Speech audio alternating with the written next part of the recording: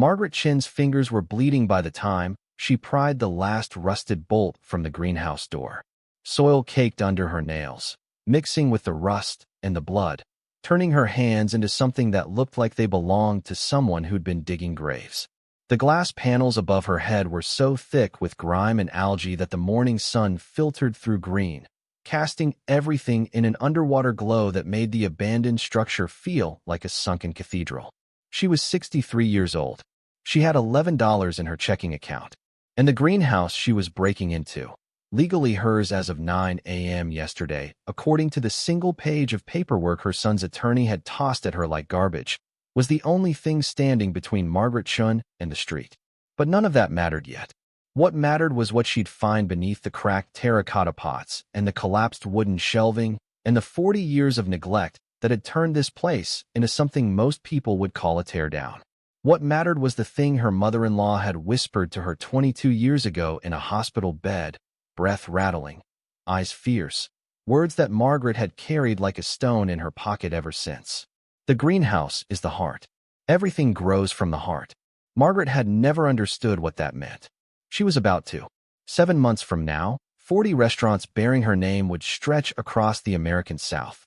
$12 million would sit in accounts she controlled. A food empire built on secrets buried under concrete and clay would make Margaret Chen the most unlikely success story the culinary world had ever seen. And her son, the man who'd taken everything else, who'd laughed when she asked to keep the greenhouse, who'd told his lawyer to let the old woman have her pile of broken glass, would stand in a courtroom trying to claw back what he'd so casually thrown away. But that was later. Right now, Margaret's back ached and her hands bled, and the greenhouse door finally groaned open on hinges that screamed like something dying, releasing air that smelled like wet earth and rot and time. She stepped inside and felt the temperature change immediately. Warmer than outside despite the November chill, as if the structure had been holding its breath for decades, and the exhale carried heat from some internal source she couldn't identify. 3 weeks earlier, Margaret Chen had been standing in the kitchen of the house she'd lived in for 38 years, the house she'd raised her son in, the house where she'd cooked 10,000 meals and scrubbed 10,000 floors and built a life that she thought, foolishly it turned out, belonged to her. The kitchen smelled like sesame oil and ginger, the way it always did, because Margaret cooked the way she breathed, constantly and without conscious thought. Her hands moved through the preparation of congee the way a pianist moved across keys, muscle memory so deep it had become identity. Rice washed 3 times. Water measured by the first knuckle of her index finger. Ginger sliced paper thin. The pot she used was older than her son. Cast iron seasoned with 4 decades of cooking that gave it a black gleam like polished obsidian.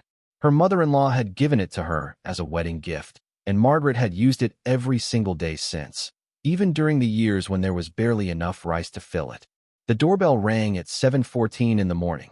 Margaret wiped her hands on her apron and walked through the hallway she'd repainted herself last spring, past the photographs of Kevin at every age, infant to 40, past the spot where the wallpaper had bubbled from a pipe leak she'd fixed with YouTube tutorials and determination, past the front door she'd hung new hinges on when the old ones rusted through.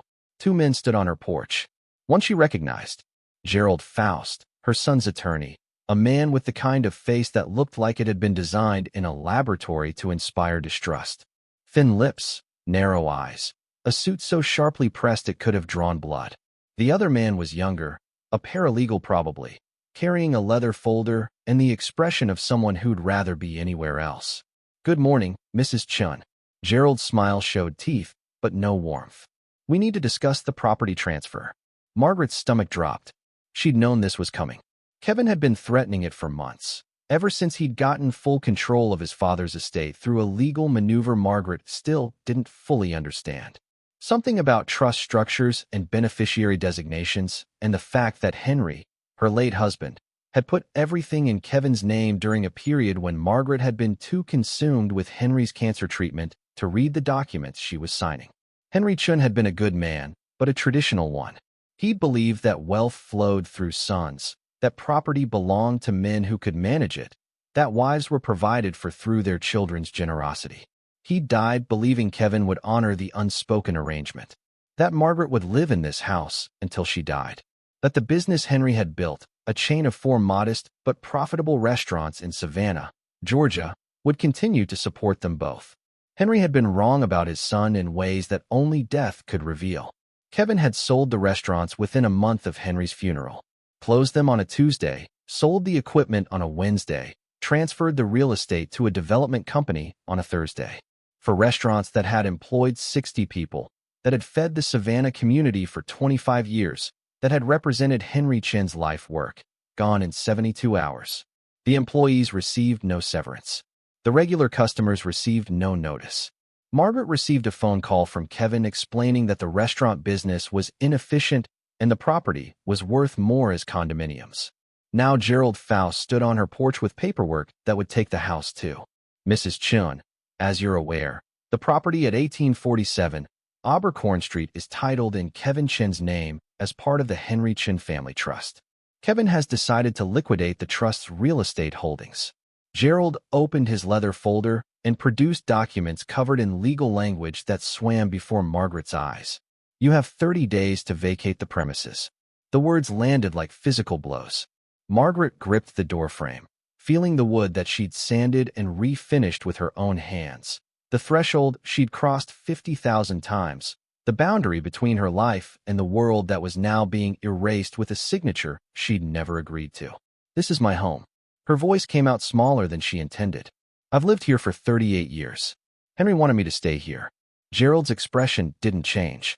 His sympathy was professional, calibrated, completely empty. I understand this is difficult. However, the legal ownership is clear. Kevin has offered a small consideration for your cooperation. He slid a single sheet across the folder. In exchange for vacating without legal challenge, Kevin is willing to transfer ownership of the greenhouse structure located at the rear of the Savannah property on Liberty Street, the property formerly associated with Mei-Lin Chen's herb garden. Margaret stared at the paper. The greenhouse, the crumbling glass and iron structure behind the old restaurant on Liberty Street, the one that had been boarded up since Mei-Lin, Henry's mother, died 22 years ago. The one Kevin had tried to demolish twice, but couldn't because it sat on a separate parcel with a historic preservation order that made teardown prohibitively expensive. The structure was worthless. Less than worthless. It was a liability. Insurance, taxes, maintenance on a building that was literally falling apart. Kevin wasn't being generous. He was dumping his most expensive problem on the person he'd already stripped of everything else. That's all. Margaret's voice cracked. 38 years in this house, and he's giving me a greenhouse that should have been condemned a decade ago? Gerald closed his folder with a snap that sounded like a bone breaking. The offer is valid for 48 hours. After that, the eviction process begins formally, and the greenhouse goes to demolition regardless of preservation status.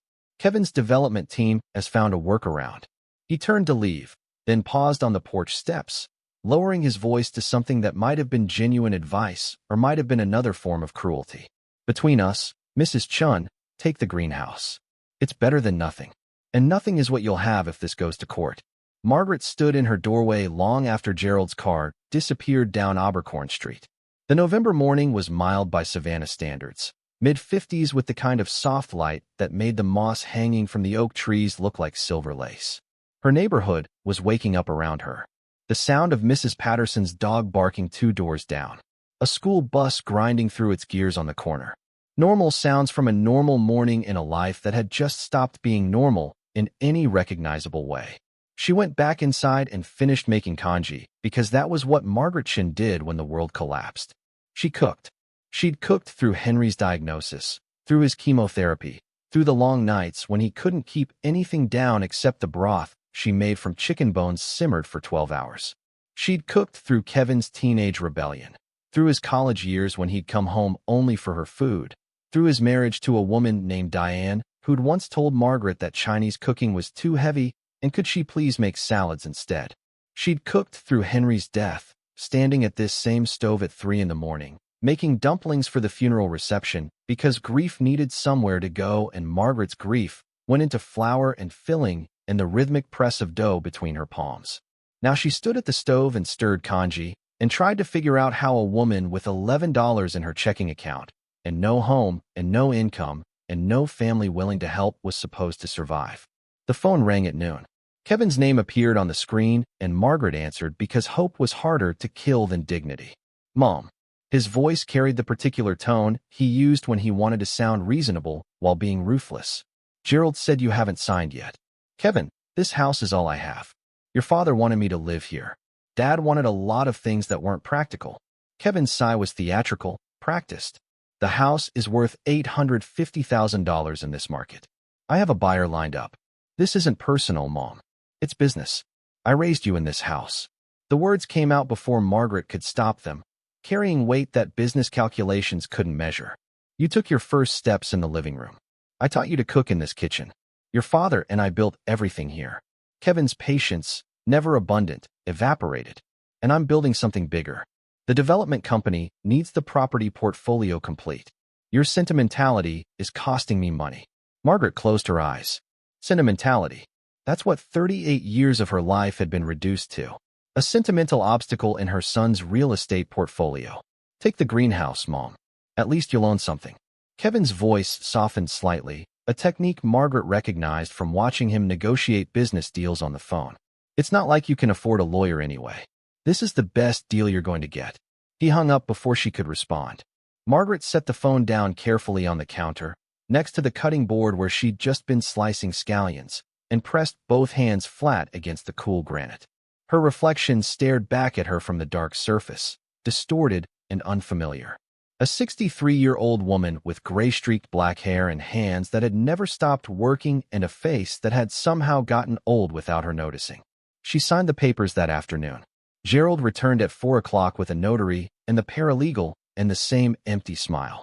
The greenhouse transfer took 11 minutes. Margaret's eviction notice took 3. The notary stamped everything with mechanical efficiency, her stamp hitting paper with small thuds that sounded like a heart monitor going flat. Margaret packed her life into 7 boxes and 4 garbage bags because she didn't own suitcases and couldn't afford to buy them. 38 years compressed into cardboard and plastic. Photographs of Henry. Her cooking journals, 40 of them, handwritten in a mix of English and Mandarin, containing every recipe she'd ever developed or inherited or dreamed up at 2 in the morning. Her mother-in-law's cast-iron pot, heavy enough to require its own box. Clothes that were functional rather than fashionable. A single piece of jewelry, the jade bracelet Mei-Lin had pressed into Margaret's hand on her wedding day, whispering words in Cantonese that Henry later translated. This holds more value than the marriage certificate. Keep it close. The jade bracelet and the greenhouse. That's what Margaret Chen had left after 38 years of marriage, 25 years of restaurant work, and a lifetime of cooking for people who apparently valued her food more than they valued her. She found a room at the Savannah extended stay for $39 a night, which meant her $11 would last approximately 6 hours. She called the only person she could think of, Dolores Washington, who'd worked as a line cook at Henry's restaurant for 19 years before Kevin closed it without warning. Dolores answered on the first ring. About time you called. I've been waiting for that boy to finish ruining your life, so I could help you pick up the pieces. Come stay with me. Dolores lived in a shotgun house in Savannah's Starland district. 3 rooms in a row like train cars, everything compact and deliberate. The spare room was barely big enough for a twin mattress, but Dolores had already made it up with clean sheets and a quilt her grandmother had sewn. There was a plate of food on the nightstand. Rice and beans and plantains. Comfort food from someone who understood that grief started in the stomach and worked its way out. Margaret sat on the edge of the bed and ate, and tried not to cry, and failed at both. Dolores stood in the doorway, arms crossed, her expression carrying the particular mix of anger and compassion that came from watching injustice happen to someone you cared about. That boy of yours is going to regret what he did. The universe doesn't let that kind of thing slide. He's my son, Dolores. I can't hate him. Nobody's asking you to hate him. I'm telling you that karma has a very long memory and an extremely creative imagination. Dolores sat beside her on the bed. Now tell me about this greenhouse. Margaret shook her head. It's nothing. A pile of broken glass and rusty iron. Kevin's been trying to demolish it for years, but there's a historic preservation order because Mei-Lin registered it as a heritage structure in 1978. He gave it to me because he couldn't get rid of it any other way. Dolores was quiet for a moment. Mei-Lin. She was something special, that woman. You know, she used to grow things in that greenhouse that nobody could find in stores. Herbs I'd never seen before. She'd bring them to the restaurant in bundles tied with string, and Henry would cook with them, and people would lose their minds trying to figure out what made the food taste like that. Margaret nodded slowly. Mei-Lin's herb garden had been legendary in Savannah's food community. A collection of rare Chinese medicinal herbs and culinary plants that Mei-Lin had cultivated for over 40 years, crossbreeding varieties, developing strains that existed nowhere else. When Mei-Lin died in 2002, the garden had died with her. Nobody else knew how to maintain the specialized growing conditions, and the greenhouse had been sealed and abandoned within a year. Henry used to say that Mei-Lin's herbs were the real secret to the restaurant's success. Not his cooking, not the recipes, just whatever his mother grew in that greenhouse. Margaret's voice caught. He said customers came back not because the food was good, but because it made them feel something they couldn't explain. Like the herbs carried some kind of emotional memory. Dolores leaned forward. Girl, I worked that kitchen for 19 years. I know exactly what Henry meant. There was something in Mei-Lin's herbs that you couldn't buy anywhere else. People tried. Chefs came from Atlanta, from Charleston, from New York trying to figure out what we were using. Mei-Lin would just smile and say it was love and good soil and 40 years of patience. They sat together in the small room while evenings settled over Savannah. Two women who'd lost their livelihoods to a man who saw numbers where they saw meaning. Outside, the sounds of the Starland district filtered through thin walls. Music from a bar down the street. A couple arguing about something trivial. A child's laugh that made Margaret think of Kevin at 5 years old, sitting on the kitchen counter, eating dumplings with his hands, and telling her she was the best cook in the world. Margaret went to see the greenhouse the next morning. She walked the 22 blocks from Dolores's house because the bus cost $1.50 each way that she couldn't spare.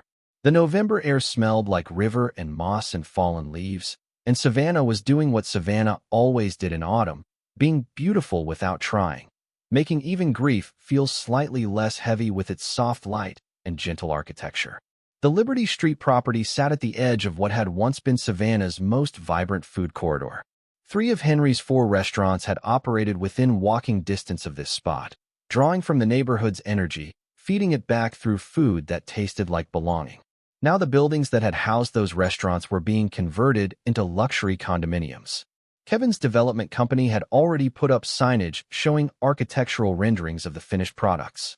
Modern glass and steel boxes that bore no resemblance to the structures they were replacing. Starting at $750,000, the signs announced, "A new Savannah awaits." The greenhouse sat behind the Liberty Street building, accessible through a narrow alley that had once served as the restaurant's delivery entrance. Margaret squeezed past a dumpster that hadn't been emptied in months and around a pile of construction debris that Kevin's contractors had left from the building conversion. The alley opened into a small courtyard, and there it stood. The greenhouse was larger than Margaret remembered, roughly 60 feet long and 30 feet wide, Victorian in design, with iron framing and glass panels that had once been clear but were now opaque with decades of grime. The peaked roof rose to maybe 15 feet at its center, supported by ornate iron columns that were rusted but still structurally intact. Ivy and wisteria had conquered the exterior, wrapping around the frame in thick ropes of green that were actually helping hold the structure together even as they obscured it from view. The door was padlocked, but the padlock was so corroded that Margaret was able to work it loose with a rock and sustained pressure. That's when her fingers started bleeding, rust and metal and determination combining to open what had been sealed for over 2 decades. When the door finally groaned open and Margaret stepped inside, the first thing she registered was the smell. Not the rot and decay she'd expected, but something else underneath it. Something alive and green and powerful, like concentrated earth, like the essence of growth distilled into scent. The greenhouse shouldn't have smelled like living things. Nothing should have survived 22 years of abandonment. No water, no maintenance, no human care of any kind. But something had. Margaret moved deeper into the space, her eyes adjusting to the green-filtered light. The interior was a disaster on the surface. Collapsed shelving, broken pots, years of accumulated debris. A workbench along the far wall had partially caved in, tools scattered across the floor, some so rusted they were unrecognizable.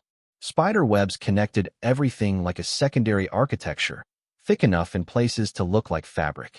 But beneath the decay, she could see Mei-Lin's organization. The greenhouse was laid out in a grid pattern, beds arranged with mathematical precision, each section once dedicated to a specific plant family. Labels made from strips of aluminum, still legible despite the years, marked each bed in Cantonese characters that Margaret could partially read. She recognized some of the names. Herbs she'd seen Mei-Lin bring to the restaurant. Plants that had appeared in Henry's cooking and nowhere else. And then she saw the green. In the far corner, where the greenhouse's design allowed the most natural light, where the glass panels were slightly less covered and rain could still seep through cracks in the frame, a cluster of plants was growing. Not just surviving, thriving. Green stalks pushing through soil that looked rich and dark despite decades of neglect. Leaves that were deep emerald in the filtered light, unfamiliar in shape, like no herb Margaret had seen in any market or garden. Margaret approached slowly, her breath visible in the cool air, her bleeding hands forgotten. She knelt beside the bed and touched one of the leaves. It was warm. Not just room temperature warm, but warm like living skin, like something with a pulse and metabolism generating its own heat. That's not possible, she whispered to the empty greenhouse. Plants don't generate heat. But the evidence was under her fingers, undeniable. The soil in this particular bed was warmer than the surrounding earth by at least 10 degrees. The plants were not just alive, but vigorous, growing without apparent water or care, sustained by something Margaret couldn't identify. She pulled a single leaf from the nearest plant and held it to her nose. The smell that hit her was so intense it made her dizzy. Ginger and lemongrass and something else, something unidentifiable that went straight past her olfactory system and into her memory, triggering a cascade of images. Mei-Lin's kitchen, Henry's laugh, the taste of soup that Margaret had eaten once, at her wedding, that Mei-Lin had spent 3 days preparing and that Margaret had never been able to replicate. She sat back on her heels and stared at the impossible garden. 22 years with no water, no fertilizer, no pruning or care or human attention of any kind. And yet here they were, Mei-Lin's plants, still growing, still producing leaves that smelled like concentrated history. Margaret's phone buzzed in her pocket. A text from Kevin. Sign the final release form by Friday. Don't make this harder than it needs to be. The greenhouse is yours. Congratulations. You now own the most worthless piece of real estate in Savannah. Margaret looked at the text, then at the plants. Then she put her phone away and started clearing debris from the nearest workbench. She worked for 4 hours straight, ignoring her bleeding hands, ignoring the cold, ignoring the fact that she had no plan, no money, and no reason to believe that a greenhouse full of impossible plants could change anything about her situation. But something in her chest had shifted when she touched that warm leaf. Something that felt like the first breath after being underwater too long. Not hope exactly. Not yet. Just the absence of despair. The smallest crack in the wall of exhaustion and grief that had been building since Henry died, since Kevin sold the restaurants, since Gerald Faust showed up on her porch with papers that erased her life. When she finally stopped working, the western third of the greenhouse was clear enough to move through. Margaret had uncovered 6 planting beds, each containing the same impossible plants in various stages of growth. Some beds held specimens that were small and recently sprouted, as if they'd only begun growing in the last few months. Others contained plants so mature their stalks were as thick as Margaret's wrist, with root systems visible above the soil that looked like tangled networks of copper wire. She also found something that made her sit down hard on the overturned bucket she'd been using as a stool. Under the collapsed workbench, protected from the elements by a plastic tarp that Mei-Lin must have placed there before she died, was a metal box. Heavy, about the size of a bread loaf, sealed with a combination lock that looked newer than anything else in the greenhouse. The metal was brushed steel, not iron, and showed no rust despite 22 years in a humid environment. Someone had built this to last. Someone had anticipated that it would sit here for a very long time before the right person found it. Margaret pulled the box out carefully and set it on the cleared workbench. The combination lock had 4 dials, each with numbers from 0 to 9. She tried her birthday. Nothing. Henry's birthday. Nothing. Kevin's birthday. The lock remained sealed. She sat staring at the box while the afternoon light shifted and the greenhouse grew dimmer. The combination was a message, she realized. Mei-Lin had been nothing if not deliberate. Every action considered, every gift calculated, every word chosen with precision that Margaret had once found intimidating but now recognized as love expressed through meticulousness. The greenhouse is the heart. Everything grows from the heart. The words Mei-Lin had whispered in the hospital. Margaret had carried them for 22 years without understanding. But now, sitting in the greenhouse that Mei-Lin had built and maintained and loved for 4 decades, the words took on different weight. Mei-Lin hadn't been speaking metaphorically. She'd been giving Margaret a location. The greenhouse was the heart of everything. Whatever Mei-Lin had built, whatever she'd left behind, it started here. Margaret tried dates connected to the greenhouse. The year it was built. The year Mei-Lin registered it as a heritage structure. Nothing worked. She was about to give up when she noticed something scratched into the bottom of the metal box, so faint she had to angle it into the light to read. Characters in Cantonese, small and deliberate. Margaret's Cantonese was limited, learned piecemeal from Mei-Lin during cooking sessions, but she could read enough to make out the meaning. The day the daughter came home. Margaret's wedding date. June 15, 1986. 0-6-1-5. Her hands shook as she dialed the combination. The lock released with a click that seemed far too loud for its size, echoing off the glass panels like a bell. Inside the box, nested in velvet that had once been red but had faded to pink, were 3 items. A leather journal, its cover cracked and soft from handling. A small glass vial containing dried herbs that still released fragrance powerful enough to make Margaret's eyes water. And a brass key, ornate and old, attached to a tag that read, in Mei-Lin's careful handwriting, for the daughter who cooks with her heart. The vault beneath the vault. Margaret opened the journal carefully. The pages were filled with Mei-Lin's handwriting. Dense, meticulous characters in Cantonese that Margaret couldn't fully read, but interspersed with sections in English that Mei-Lin had clearly written for Margaret specifically. The first English entry was dated March 3, 1987, less than a year after Margaret married Henry. Margaret came to the greenhouse today. I did not invite her. She came because she was curious. She asked me about the herbs, about the soil, about why the food tastes different when I add what I grow here. She is the first person in 40 years of this family to ask why instead of just accepting the results. She may be the one. I will watch her. I will wait. Margaret's throat tightened. She turned pages carefully, scanning for more English passages. September 12, 1993. Margaret cooked with the lemongrass today and asked me why it tastes different from the lemongrass at the Asian market. I told her because it has been growing in this soil for 30 years, because the soil holds memory. She didn't laugh. She nodded like she understood. I think she does. I think she understands that food carries history. That flavor is just the surface.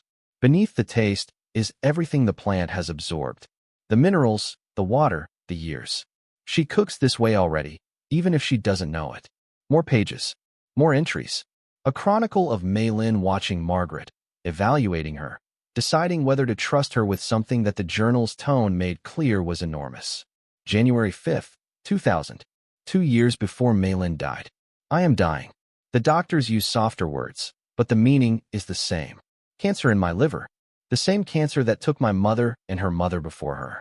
We die from the inside, our family, consumed by our own organs. Poetic in the worst way. I have to decide now. The greenhouse holds everything I've built. 40 years of crossbreeding. 40 years of developing strains that exist nowhere else on Earth. My herbs aren't just plants. They are a living library, centuries of Chinese botanical knowledge refined through techniques my grandmother taught me that come from traditions older than recorded history. The pharmaceutical value alone is worth millions. A company from New York offered me $8 million for just 3 of my cultivars in 1994. I said no because money wasn't the point. The point was stewardship. Carrying forward what my grandmother gave me. Finding someone worthy to carry it after I'm gone. Kevin is not worthy. He sees numbers. He counts value in dollars. He would sell everything within a year, and 1,000 years of botanical knowledge would become intellectual property owned by a corporation that would patent it and lock it away. Margaret is worthy. She cooks with love. She tastes with understanding. She will know what to do with what I leave. But I cannot give it to her directly. Kevin will take it. He takes everything. So I must be clever. I must hide it where only Margaret would think to look. In the greenhouse, in the heart, in the place Kevin thinks is worthless because he cannot see value in anything that doesn't have a price tag already attached. Margaret closed the journal. Her hands were shaking so badly the pages rattled like dry leaves in wind. She looked around the greenhouse with new eyes. Not at the decay and the neglect, but at the plants still growing impossibly in their beds. At the soil that felt warm under her touch. At the structure Mei-Lin had registered as a historic landmark specifically to prevent demolition, specifically to ensure it would survive long enough for Margaret to claim it. Everything grows from the heart. Mei-Lin hadn't left her a broken greenhouse. She'd left her a vault. A living vault, protected by time and obscurity and Kevin's contempt for anything he couldn't immediately monetize. Whatever was hidden here, Mei-Lin had spent decades preparing it, had planted it, literally and figuratively, in the only place she knew Kevin would never think to look. Margaret pressed the brass key against her chest and felt its edges dig into her skin. The vault beneath the vault. There was something under this greenhouse. Something Mei-Lin had built or discovered or protected for 40 years. Something worth enough that a pharmaceutical company had offered $8 million for just 3 plant varieties 30 years ago. Margaret's phone buzzed again. Another text from Kevin. Also, I'm sending contractors to the Liberty Street building next week. Try not to leave too much junk around the greenhouse. It makes the property look worse than it already does. And Mom, maybe look into public assistance programs. There's no shame in government help when you're in your situation. Margaret read the text twice. Then she put her phone in her pocket and walked to the back of the greenhouse where the mysterious plants grew thickest. She knelt in the dirt, feeling the warmth radiating from soil that had no business being warm, and started clearing the ground with her bare hands. Her bleeding fingers dug into earth that felt almost alive, that seemed to shift and yield under her touch as if making room for her. She wasn't thinking about Kevin's text. She wasn't thinking about her $11 checking account or the room at Dolores's house or the fact that she was a 63-year-old woman with no home and no income kneeling in dirt in an abandoned greenhouse in November. She was thinking about Mei-Lin's face in that hospital bed, the fierceness in her eyes, the grip of her hand, stronger than a dying woman's hand had any right to be. The whispered words that Margaret had carried for 22 years without understanding. The greenhouse is the heart. Everything grows from the heart. Margaret dug deeper, and beneath her fingers, the soil gave way to something that wasn't soil at all. Something smooth and hard and cold. Metal. A surface that had been buried under decades of accumulated earth, but was now emerging under Margaret's determined hands like an artifact surfacing from an archaeological dig. It was a hatch. Steel, roughly 3 feet square, set flush into the ground, and covered by a mechanism that looked both ancient and modern at the same time. Industrial hinges on one side, a keyhole on the other. A keyhole that matched the brass key Mei-Lin had left in the metal box. Margaret sat back on her heels, breathing hard, her heart hammering against her ribs. The hatch was real. The vault beneath the vault was real. Mei-Lin had built something underneath this greenhouse, had buried it, had concealed it with soil and time and the certainty that Kevin would never care enough to dig. She looked at the key in her hand, looked at the keyhole in the hatch, looked at the impossible plants growing around her in soil that generated its own heat, probably from whatever was running beneath the floor. And Margaret Chen, 63 years old, broke and alone and bleeding from the hands, put the key in the lock and turned it. The mechanism engaged with a series of clicks that vibrated through the floor. Pneumatic seals released with a hiss that sent dust spiraling upward into the green light. The hatch lifted slightly, just enough for Margaret to get her fingers under the edge. She pulled, and the steel panel swung up on hinges that moved smoothly despite what must have been decades of disuse. Below was a staircase, narrow and steep, carved from concrete, and descending into a darkness that smelled like climate-controlled air and preservation chemicals, and something floral that Margaret recognized but couldn't name.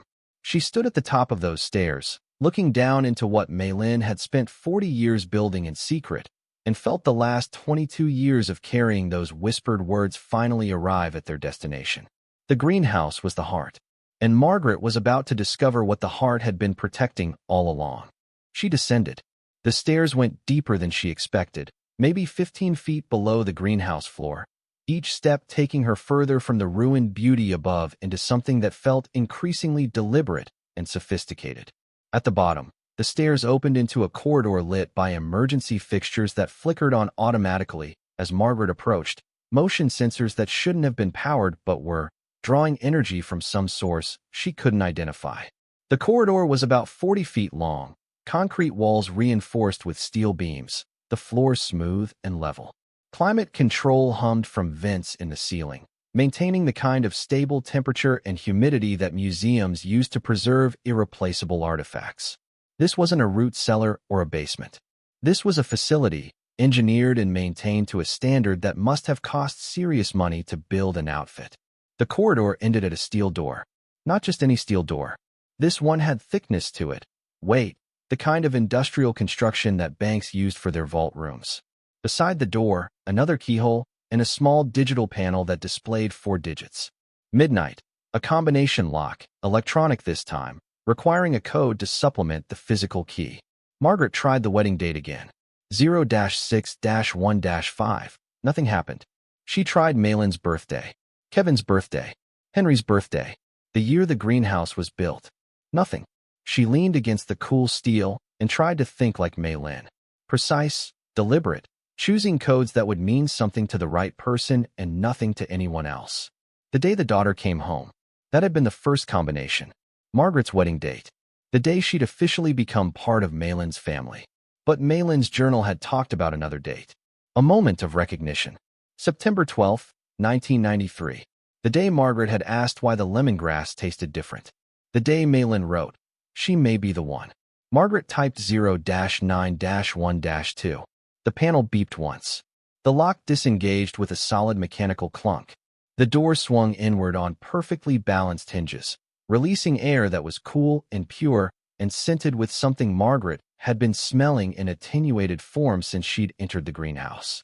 The room beyond was approximately 30 feet square, and every surface was organized with the kind of meticulous precision that Margaret recognized as Mei-Lin's signature. The woman who'd labeled herb beds with aluminum strips and kept 40 years of journal entries in chronological order had applied that same organizational obsessiveness to this space. Along the left wall, floor-to-ceiling shelving held hundreds of sealed glass jars, each labeled in Mei-Lin's handwriting. Dried herbs, seeds, root cuttings, preserved specimens of every plant that had ever grown in the greenhouse above. A living seed bank, preserved with professional quality vacuum sealing and climate control. Each jar carried a date, a Latin name, a Cantonese name, and a series of codes that Margaret didn't recognize, but that suggested a cataloging system as complex as any library. Along the right wall, filing cabinets contained decades of research documentation. Margaret pulled open a drawer at random and found folders filled with handwritten notes, diagrams, chemical analyses, correspondence with universities and research institutions. Letters from botanists in China, in Japan, in Germany, asking about Mei-Lin's cultivars, offering collaboration, expressing amazement at what she'd developed. One letter, from a professor at the University of Georgia dated 1998, stopped Margaret cold. "Dear Mrs. Chen, our analysis of the 3 herb specimens you provided has yielded extraordinary results. Compound ML7, isolated from your proprietary lemongrass cultivar, demonstrates anti-inflammatory properties exceeding any naturally occurring substance in our database by a factor of 40. The potential pharmaceutical applications are significant, and we would very much like to discuss licensing arrangements. Additionally, the flavor compounds present in your specimens are unlike anything we've encountered in commercial herb production. The complexity and depth of the flavor profiles suggest that your crossbreeding program has produced cultivars with both medicinal and culinary value that would be of enormous interest to the food and pharmaceutical industries alike. We conservatively estimate the commercial value of your 3 submitted cultivars at between $15 and $25 million. If your greenhouse contains additional unique varieties, the total value of your botanical collection could be substantially higher." Margaret's legs gave out. She sat down on the cool concrete floor, the letter trembling in her hands, and tried to make the numbers make sense. $15 to $25 million for 3 plants. Mei-Lin had hundreds of cultivars preserved in this room. Hundreds, each one potentially carrying the same kind of unique compounds, each one developed over decades of patient crossbreeding, each one existing nowhere else on Earth. She looked at the shelving, at the rows upon rows of sealed jars, at the filing cabinets stuffed with research and correspondence and offers from companies willing to pay millions for access to what Mei-Lin had created. And she looked at the back of the room, where a second door stood slightly recessed into the wall, this one without a lock, just a simple handle and a small plaque engraved with words that made Margaret start crying. For Margaret, the daughter who cooks with her heart. Open when ready. Margaret wasn't ready. She wasn't anywhere close to ready. She was sitting on a concrete floor in an underground vault she hadn't known existed 4 hours ago, holding a letter that said her dead mother-in-law's herb collection was worth tens of millions of dollars. Trying to process the idea that the greenhouse Kevin had given her as a cruel joke was actually the most valuable thing in the entire Chen family estate. But Margaret Chen had spent 38 years cooking through every crisis her life had delivered.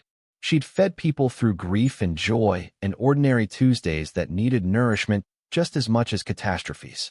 She'd stood at a stove at 3 in the morning making dumplings because that was how she survived. That was how she functioned. That was who she was. So she stood up. She wiped her eyes with dirty, bleeding hands that left streaks across her cheeks. And she opened the door that Mei-Lin had left for her. The room behind it was smaller, maybe 10 feet square. A single table in the center held a leather portfolio, another journal, and a sealed envelope marked "Read this first." Margaret opened the envelope. Inside, a letter in Mei-Lin's handwriting, dated January 2002, 1 month before Mei-Lin died. My dearest Margaret, if you're reading this, then my plan worked. Kevin gave you the greenhouse because he thought it was worthless. He cannot imagine value in anything he hasn't assigned a price to. This is his greatest weakness. And your greatest advantage. What you found in the outer vault is my life's work. A botanical collection that took me 52 years to develop. Seeds, specimens, research data, everything needed to grow what I've grown and more. Universities have valued the collection at between $40 million and $60 million, depending on how the cultivars are commercialized. But the collection is not why I built this vault. The collection is the legacy. What lies in the portfolio on this table is the fortune. Margaret opened the portfolio with hands that had gone completely numb. Inside were documents, certificates of deposit, trust fund statements, investment records, property deeds, all in Margaret Chen's name, all established over a period spanning from 1988 to 2001. 13 years of Mei-Lin quietly converting profits from her botanical licensing agreements into financial instruments that she placed in Margaret's name without Margaret's knowledge. The total, calculated in Mei-Lin's precise handwriting on a summary sheet attached to the inside cover, was $47. $3 million. Margaret sat down in the only chair in the room and stared at the number until it lost meaning. Until it became just shapes on paper, ink on a page, symbols that couldn't possibly represent what they claimed to represent.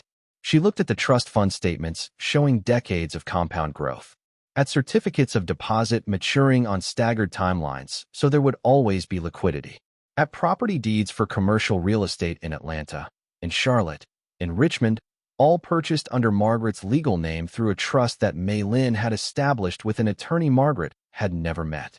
Mei-Lin's letter continued on the next page. I know this is overwhelming. I know you're frightened and probably angry that I kept this from you. But understand, Kevin would have taken it. If he'd known about this money, he would have found a way to claim it. He would have used his father's trust structure, the one he manipulated to take your house, to absorb these assets into the family estate that he controls. By putting everything in your name directly, outside of any Chen family structure, I made it untouchable. These assets belong to you and only you. Kevin has no legal claim to any of it. Use it wisely, Margaret. Not to buy things. Not to show Kevin what he missed. Use it to build what Henry and I always wanted, but never had the courage to attempt. A real food empire, built on the herbs I've left you, on the recipes you've spent 38 years perfecting, on the truth that food prepared with genuine love and care is worth more than anything produced by greed and efficiency. The vial in the metal box contains seeds from my most valuable cultivar, ML7.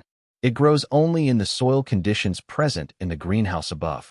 The climate control system beneath the greenhouse keeps the soil at the precise temperature and humidity needed. That is why the plants are still alive after 22 years. I engineered the growing conditions to be self-sustaining. The plants feed the soil feeds the plants, and the climate system maintains the balance.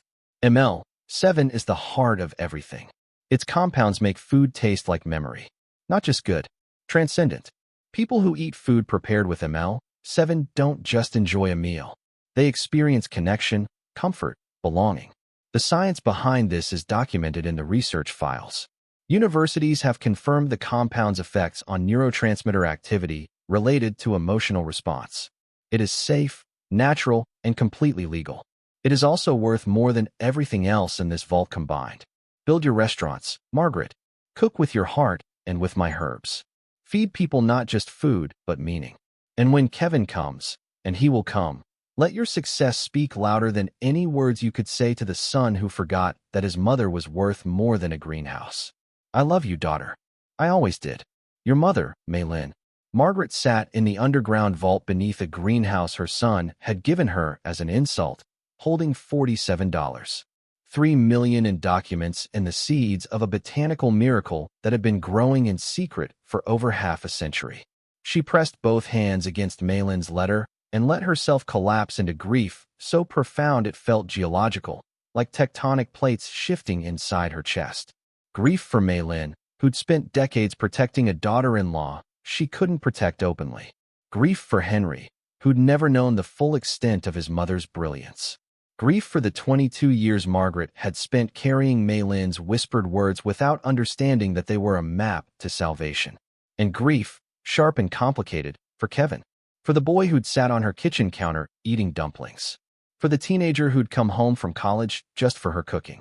For the man who'd become someone Mei-Lin had seen coming long before Margaret did. She cried until the tears stopped. Then she read Mei-Lin's letter one more time, carefully folded it back into its envelope, placed it inside the portfolio with the financial documents, and stood up on legs that felt like they belonged to someone else. $47. 3 million. A botanical collection worth potentially 3 times that. Seeds for a plant that made food taste like love. And a son who'd given it all away for the price of a greenhouse he thought was worthless. Margaret climbed the stairs back up into the greenhouse, into the green light and the impossible warmth and the living plants that Mei-Lin had engineered to survive without human care. She stood among the growing things and felt something take root in her own chest. Not just hope, purpose, direction. The knowledge that Mei-Lin had spent 40 years building a path from this exact moment. That every decision the old woman had made, every secret she'd kept, every dollar she'd hidden, had been pointed at this specific future. Margaret Chen, standing in a greenhouse with bleeding hands and a fortune at her feet, finally understanding what the heart was for. She pulled out her phone and called Dolores.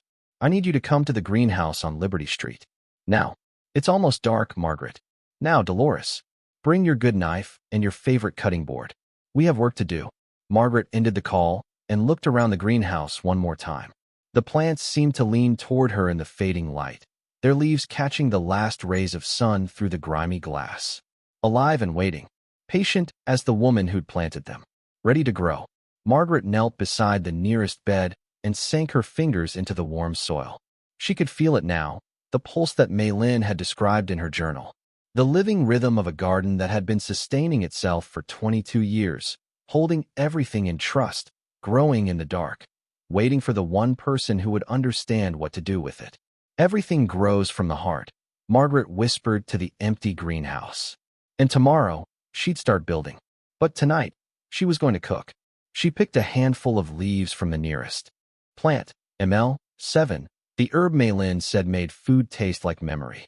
The leaves were warm in her palm, fragrant with a scent that bypassed her nose and went directly to some emotional center she couldn't name. She held them carefully, reverently, the way you'd hold a newborn, the way Mei-Lin had held them 1,000 times before in this same place. Then Margaret Chen walked out of the greenhouse into the savannah evening, carrying leaves worth a fortune and hands covered in blood and dirt and possibility. Behind her, the greenhouse stood silent and green and patient, its glass walls catching the last light of day, its roots running deep into secrets that had waited 22 years to be found. Dolores arrived at the greenhouse 40 minutes later, carrying her chef's knife in a leather roll and a cutting board under her arm like she was heading into battle. She'd also brought a bag of groceries, rice, chicken thighs, ginger, garlic, sesame oil, because Dolores Washington had worked in kitchens long enough to know that when Margaret Chen said we have work to do, it meant cooking was about to happen regardless of the circumstances. She stopped 3 steps inside the greenhouse door, her eyes adjusting to the dim interior. Margaret had lit candles, a dozen of them placed on cleared surfaces, casting warm, flickering light across the plants and the workbenches, and the woman kneeling in the dirt with leaves in her hands and tears drying on her cheeks. Dolores looked at the candles, looked at the plants, looked at Margaret's bleeding hands and the expression on her face that was equal parts grief and something Dolores had never seen there before. Something that looked almost dangerous in its intensity. "Margaret, what happened?" Margaret stood slowly, holding the ML7 leaves out toward Dolores like an offering. "I need you to taste something. And then I need to tell you a story that you're not going to believe. But first, we cook."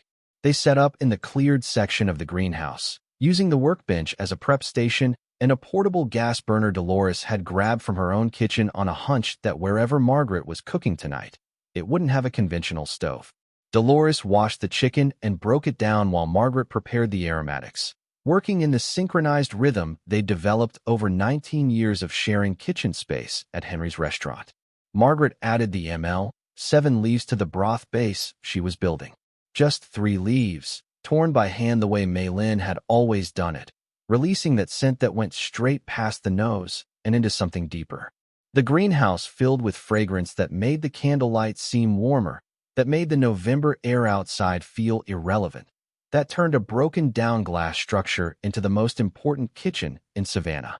Dolores noticed the change immediately. Her hands slowed over the cutting board. Her nostrils flared. She turned toward the pot where the broth was simmering and stared at it with an expression Margaret recognized because she'd worn it herself an hour ago. Confusion bleeding into recognition, bleeding into something approaching awe. "What is that?" Dolores's voice had dropped to barely a whisper. "What did you put in there?" "Mei-Lin's herbs. The ones she used to bring to the restaurant." "That's not possible. Those plants died 20 years ago. I watched them die when nobody could take care of them after she passed." Margaret gestured at the beds around them. The living, thriving, impossible plants growing in soil that generated its own heat. "Look around you, Dolores. They didn't die." She made sure they couldn't die.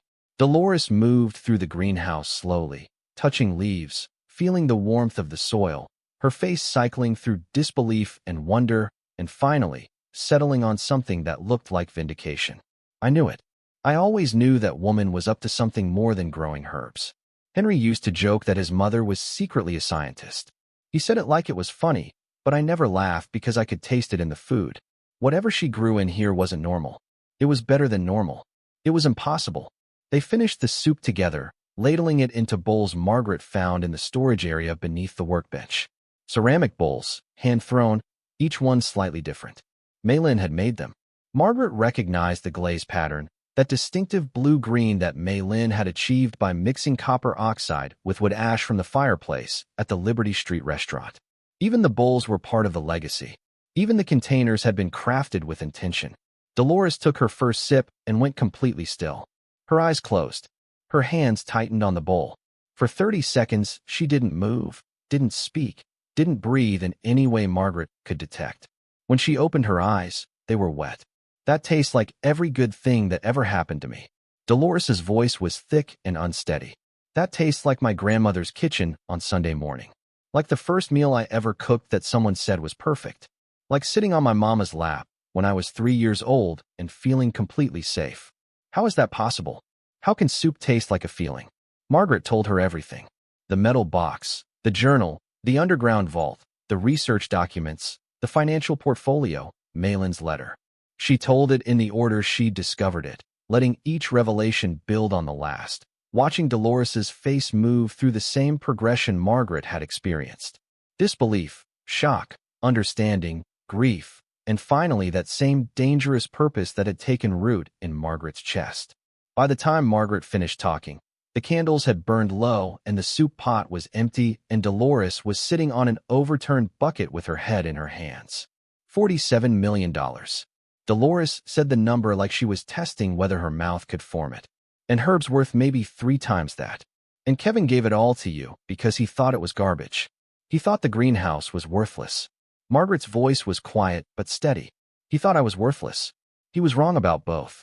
Dolores looked up, her expression sharpening into the practical focus that had made her invaluable in Henry's kitchen. She could take chaos and turn it into service, could look at a disaster and see the steps between here and fixed. So what do?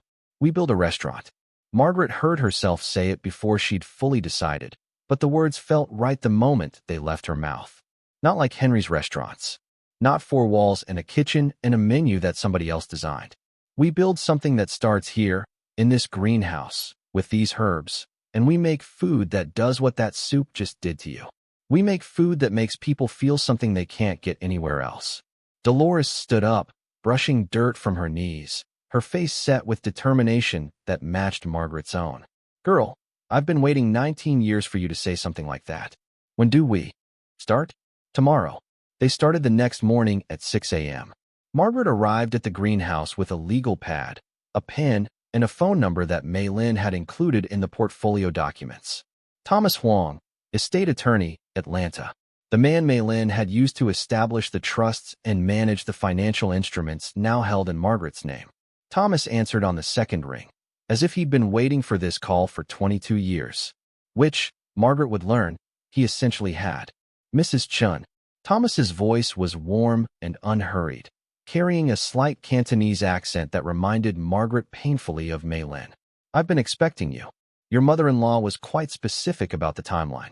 She predicted it would take between 15 and 25 years for Kevin to push you far enough that you'd find a greenhouse. I believe she had a wager going with my father, who established the original trusts. He said 10 years. Mei-Lin said 20. She was closer. Margaret sat in the greenhouse surrounded by impossible plants and tried to process the idea that her own timeline had been predicted by a dead woman with unsettling accuracy. Mr. Huang, I need to understand what I have. The documents say $47 million, but I need to know if that's real and if Kevin can take it. Thomas's response was measured and thorough. The assets are entirely real. The trusts were established in your name exclusively, outside of any Chen family structure. Kevin has no legal claim to any of it. My firm has maintained and managed these assets for 22 years, reinvesting dividends, monitoring market positions, ensuring tax compliance. The current total value, including appreciation, is actually closer to $63 million. Mei-Lin's original investments have performed exceptionally well. Margaret had to put the phone on the workbench because her hands were shaking too badly to hold it. She switched to speaker. $63 million. Yes, ma'am. Mei-Lin was an extraordinarily savvy investor. She understood compound growth the way she understood horticulture. Patience, diversification, and the willingness to let things develop at their natural pace. The portfolio includes blue-chip stocks, municipal bonds, commercial real estate, and several intellectual property licenses that generate approximately $400,000 annually in passive income. Margaret looked at Dolores, who had arrived 5 minutes earlier and was standing frozen with a thermos of coffee in each hand, having heard enough to understand that the world had fundamentally shifted. I want to build a restaurant, Margaret said. Actually, I want to build several. Can the trust support that? Thomas's voice carried a smile. Mei-Lin anticipated that request. She included a business development fund within the trust structure. $8 million specifically earmarked for restaurant development. She also left detailed notes on the kind of operation she envisioned. I can have the complete package sent to you by end of day. The package arrived via courier at 4 that afternoon. Not email, not digital files, but a physical delivery in a sealed case that required Margaret's signature and thumbprint. Inside were documents that revealed just how thoroughly Mei-Lin had planned for this moment. Architectural blueprints for a restaurant concept Mei-Lin had designed herself. Not just floor plans, but detailed specifications for kitchen layout, dining room aesthetics, herb growing stations integrated into the restaurant space, climate-controlled display cases where guests could see the living plants that contributed to their meals. The design was brilliant, combining traditional Chinese aesthetic principles with modern restaurant functionality. A space that would feel both ancient and contemporary, like walking into a living history of food and cultivation. Business plans with financial projections that Thomas's firm had updated annually, adjusting for market conditions and real estate prices. Revenue models based on conservative estimates of customer traffic and average check size. Staffing templates. Supply chain analyses. Marketing strategies that centered on the story of Mei-Lin's herbs, on the connection between cultivation and cuisine, on the idea that great food started not in a kitchen but in soil. And at the bottom of the package, wrapped in silk, was Mei-Lin's personal recipe journal. Not the scientific documentation from the vault. This was the cooking journal. 200 pages of recipes developed over 40 years, each one built around the unique herbs from the greenhouse, each one annotated with notes about ingredient interactions, flavor profiles, the specific emotional responses that different herb combinations produced. Margaret opened it and found the first page dedicated to her. Margaret will know what to do with these recipes. She has the tongue and the heart. She cooks the way I garden, with patience and love and the understanding that the best things take time. These recipes are hers now. She will make them better than I ever could because she has something I always lacked: the courage to share. Margaret spent 3 days reading every document. She spread them across Dolores's kitchen table until you couldn't see the surface, organizing Mei-Lin's vision into categories: design, finance, recipes, operations, marketing. Each category revealing another layer of planning that must have consumed Mei-Lin's final years. The woman had been dying of cancer while simultaneously designing a restaurant empire for a daughter-in-law she wasn't allowed to see. The dedication was almost incomprehensible. On the 4th day, Margaret called Thomas Huang and told him to begin. The first property was a building on Bull Street, 3 blocks from the greenhouse, a former gallery space that had been vacant for 2 years. Thomas's team acquired it for $420,000 through a holding company that kept Margaret's name off the public records. Kevin wouldn't know. Not yet. Not until Margaret was ready for him to know. Renovation took 6 weeks. Margaret supervised every detail, working alongside a construction crew that she'd selected based on Dolores's extensive network of Savannah contacts. Dolores, it turned out, knew everyone. Electricians, plumbers, carpenters, tile setters. 19 years of working in Savannah's food industry had given her connections that money alone couldn't buy. People showed up because Dolores called, and they stayed because Margaret fed them. Every day at noon, Margaret brought food to the construction site. Not catered lunches or pizza from down the street. Real meals, cooked in the greenhouse kitchen she'd set up during the first week of renovations. Congee with herbs that made the foreman cry into his bowl and then ask for seconds while pretending his allergies were acting up. Dumplings filled with ml.7 infused pork that made the electrician call his mother for the first time in 3 years because the taste reminded him of something he'd forgotten he missed. Braised chicken with ginger and lemongrass that made the entire crew sit in silence for 5 minutes after the first bite, not because they were being polite, but because the flavor had temporarily short-circuited their ability to speak. Word spread. Construction workers talked. Their families asked questions. Friends of friends heard about a woman cooking impossible food out of a greenhouse on Liberty Street. Food that didn't just taste good, but made you feel things. Food that operated on a frequency most restaurants couldn't reach. Margaret started getting visitors. People showing up at the greenhouse asking if they could try what they'd heard about. She turned no one away.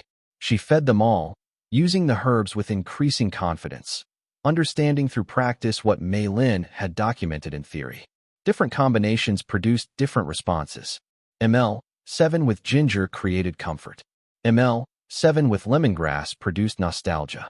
ml.7 with a particular variety of basil that Mei-Lin had labeled simply number 23 generated what Margaret could only describe as joy.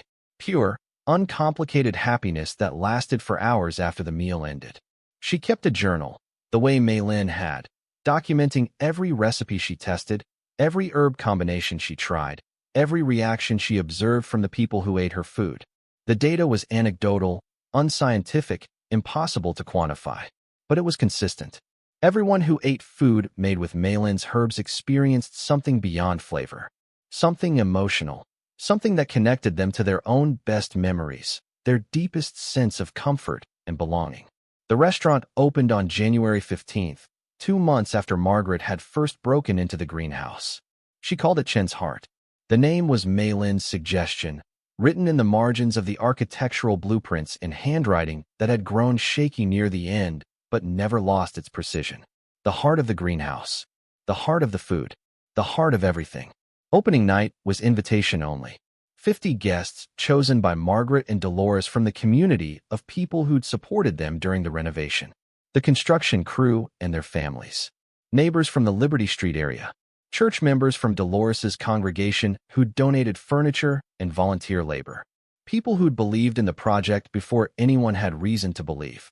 Margaret cooked the entire menu herself with Dolores running the kitchen line and 3 dishwashers who were actually Dolores's nephews pressed into service with the promise of free food for a year. The menu was simple. 5 dishes, each built around a different herb combination, each designed to produce a specific emotional experience. Comfort congee, memory soup, joy dumplings, peace noodles, love rice. The names were unapologetically sentimental, and Margaret didn't care. She'd spent 38 years being practical and safe and quiet, and it had gotten her evicted from her own home. Sentimentality, Mei-Lin's letter had taught her, wasn't weakness. It was strategy.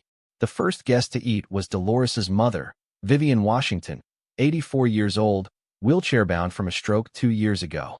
She hadn't spoken more than single syllables since the stroke damaged her language center.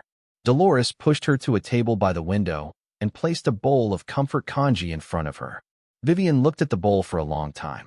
Then she picked up the spoon with her good hand and took a single bite. The silence in the restaurant lasted exactly as long as it took for Vivian Washington to chew, swallow, and open her mouth. The word that came out was clear and strong and impossible. Baby. She looked at Dolores with eyes that were suddenly focused and present in a way they hadn't been in 2 years. Baby girl, this tastes like home. Dolores collapsed into the chair beside her mother and sobbed. Not because Vivian had spoken, although that alone was miracle enough, but because the word she'd chosen, baby girl, was what Vivian had always called Dolores when she was small. Before the stroke, before the years of silence, before Dolores had given up hoping her mother would ever say it again. The restaurant erupted, not with applause or celebration, but with something quieter and more powerful. 50 people witnessing a moment that shouldn't have been possible, that science couldn't explain, that existed in the space between food and feeling where Mei-Lin's herbs operated with an authority that defied rational analysis. By the end of the evening, every guest had their own version of Vivian's experience. The construction foreman, who'd been estranged from his brother for 15 years, ate the joy dumplings and called him from the restaurant parking lot. The electrician's wife, who'd been struggling with postpartum depression, ate the peace noodles and told her husband afterward that for the first time in months, she felt like herself again. A retired teacher who'd been contemplating selling her house and moving to an assisted living facility ate the love rice and decided instead to start a tutoring program for neighborhood children because the food had reminded her why she'd become a teacher in the first place. Margaret stood in her kitchen after the last guest left and looked at the empty plates and the full hearts and understood exactly what Mei-Lin had built. Not a restaurant concept. A healing practice disguised as cuisine. Food that functioned as medicine for the spirit, that addressed the emotional malnutrition that no amount of calories or nutrients could fix. The herbs didn't cure diseases or reverse strokes. Vivian's words might have been coincidence, might have been spontaneous recovery that would have happened anyway. But what the herbs did, consistently and without exception, was create a state of emotional openness that allowed people to access their own capacity for connection, for joy, for peace, for love. Margaret wrote in her journal that night. She understood now. She didn't just grow plants. She grew keys. Keys that unlocked doors people had forgotten existed inside themselves. The food is just the delivery system. The real ingredient is permission. Permission to feel. Reviews started appearing within days. Not from professional food critics, most of whom wouldn't visit a restaurant without at least 3 months of operation, but from regular people posting on social media with the kind of breathless sincerity that no marketing budget could manufacture. I ate at Chen's Heart last night, and I can't stop crying. Not sad crying. The good kind. Like something that's been stuck inside me for years finally broke loose. I don't know what's in that kanji, but I need it weekly. Took my mom to Chen's Heart for her birthday. She has Alzheimer's. During the meal, she looked at me and said my name clearly for the first time in 8 months. The food didn't cure her, but for 20 minutes, she was back. I'd pay anything for those 20 minutes. I'm a combat veteran with PTSD. Eating the peace noodles at Chen's Heart gave me the first anxiety-free evening I've had in 4 years. I don't understand how food can do that, but I'm going back tomorrow. The posts went viral in the way that genuine emotional content always does, spreading through networks of people who were hungry not for food, but for feeling. Within 2 weeks, Chen's Heart had a waiting list of 400 people. Within a month, Margaret was turning away 50 walk-ins a night.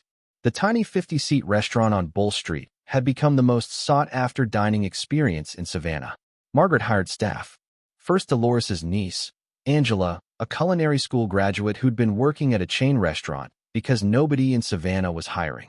Then Marcus Webb, a dishwasher at a hotel downtown who Margaret discovered had an extraordinary palate and the kind of quiet confidence that made him perfect for the line. Then Rosa Gutierrez, a single mother of 3 who'd been cleaning offices for 12 years and who reminded Margaret so powerfully of herself that it hurt to look at her sometimes. Margaret trained them all personally, the way Mei-Lin had trained her.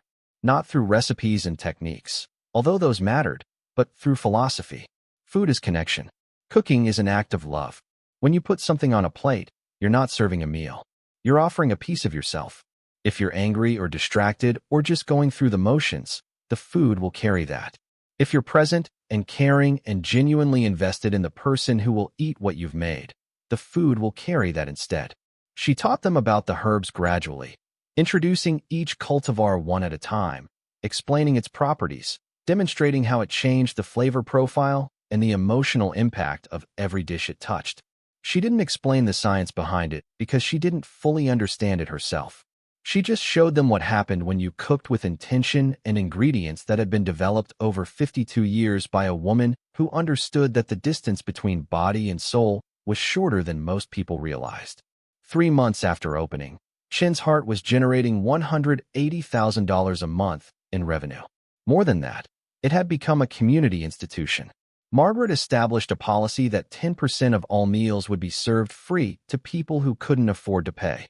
She didn't advertise this policy or create a formal program. She simply told her staff that if someone came in looking hungry and worried about the check, they should be fed without question and without judgment. Dolores managed the kitchen with the disciplined efficiency of someone who'd been running professional kitchens for 2 decades. Under her supervision, the quality never wavered even as volume increased. She also became Margaret's closest advisor, the person who pushed back when Margaret's ambition outpaced her infrastructure and who encouraged her when caution threatened to stall progress. "You need a second location," Dolores told Margaret over coffee one morning at the greenhouse. They still met here every day before the restaurant opened, reviewing the herbs, planning menus, sitting among the plants that had started this entire journey. The waiting list is 600 people. We're turning away more customers than we serve. If we don't expand, someone else will try to copy us. They can't copy us. Nobody else has the herbs. They don't know that. All they know is our food makes people feel things. Give some Silicon Valley chef 6 months and a decent lab, and he'll claim he's reverse-engineered whatever we're doing. We need to establish market presence before imitators dilute the brand. The second restaurant opened on Broughton Street, Savannah's main commercial corridor, in a space 4 times the size of the original.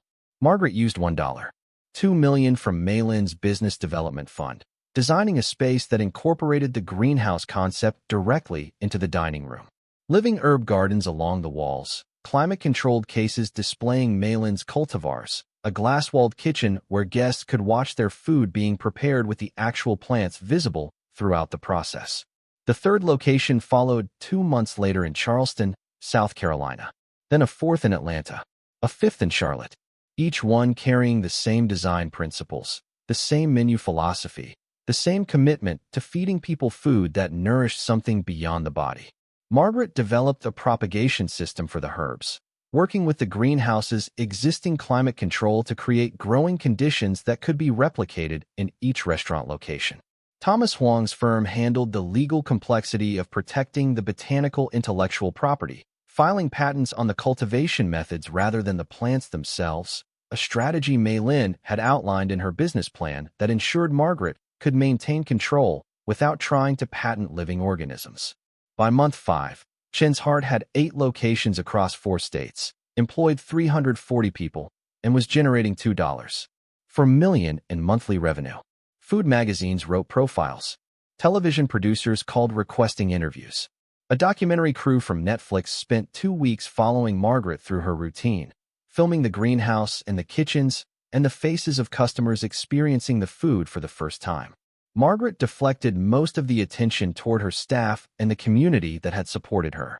She mentioned Mei-Lin in every interview, carrying the leather recipe journal to press events the way a priest carries scripture, reading entries aloud that demonstrated the depth of thought behind every dish on the menu. She talked about Henry's restaurants and what they'd meant to Savannah. She talked about Dolores and Angela and Marcus and Rosa and every person who'd contributed to building something that was bigger than any individual. She did not talk about Kevin. Reporters asked, because the family drama was obvious. A strange son sells family restaurants, evicts mother, gives her worthless greenhouse. Mother builds food empire from ruins. The narrative was irresistible, the kind of story that social media devoured and repackaged into inspirational posts shared by millions. But Margaret refused to discuss her son publicly. "He's my child," she told Diane Morrison during the only interview where she addressed the question directly. "Whatever he did, whatever choices he made, he's still the baby I held in this kitchen." She gestured around the Chen's Heart dining room on Bull Street. "I'm not building this to punish him. I'm building it because his grandmother asked me to. Because the food deserves to exist. Because people need what we're offering." Kevin found out on a Tuesday morning in April, 5 months after Margaret had opened the greenhouse hatch and discovered Mei-Lin's vault.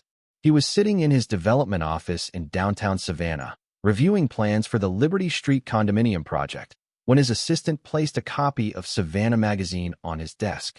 The cover featured Margaret standing in the greenhouse, surrounded by plants, wearing the same apron sheet.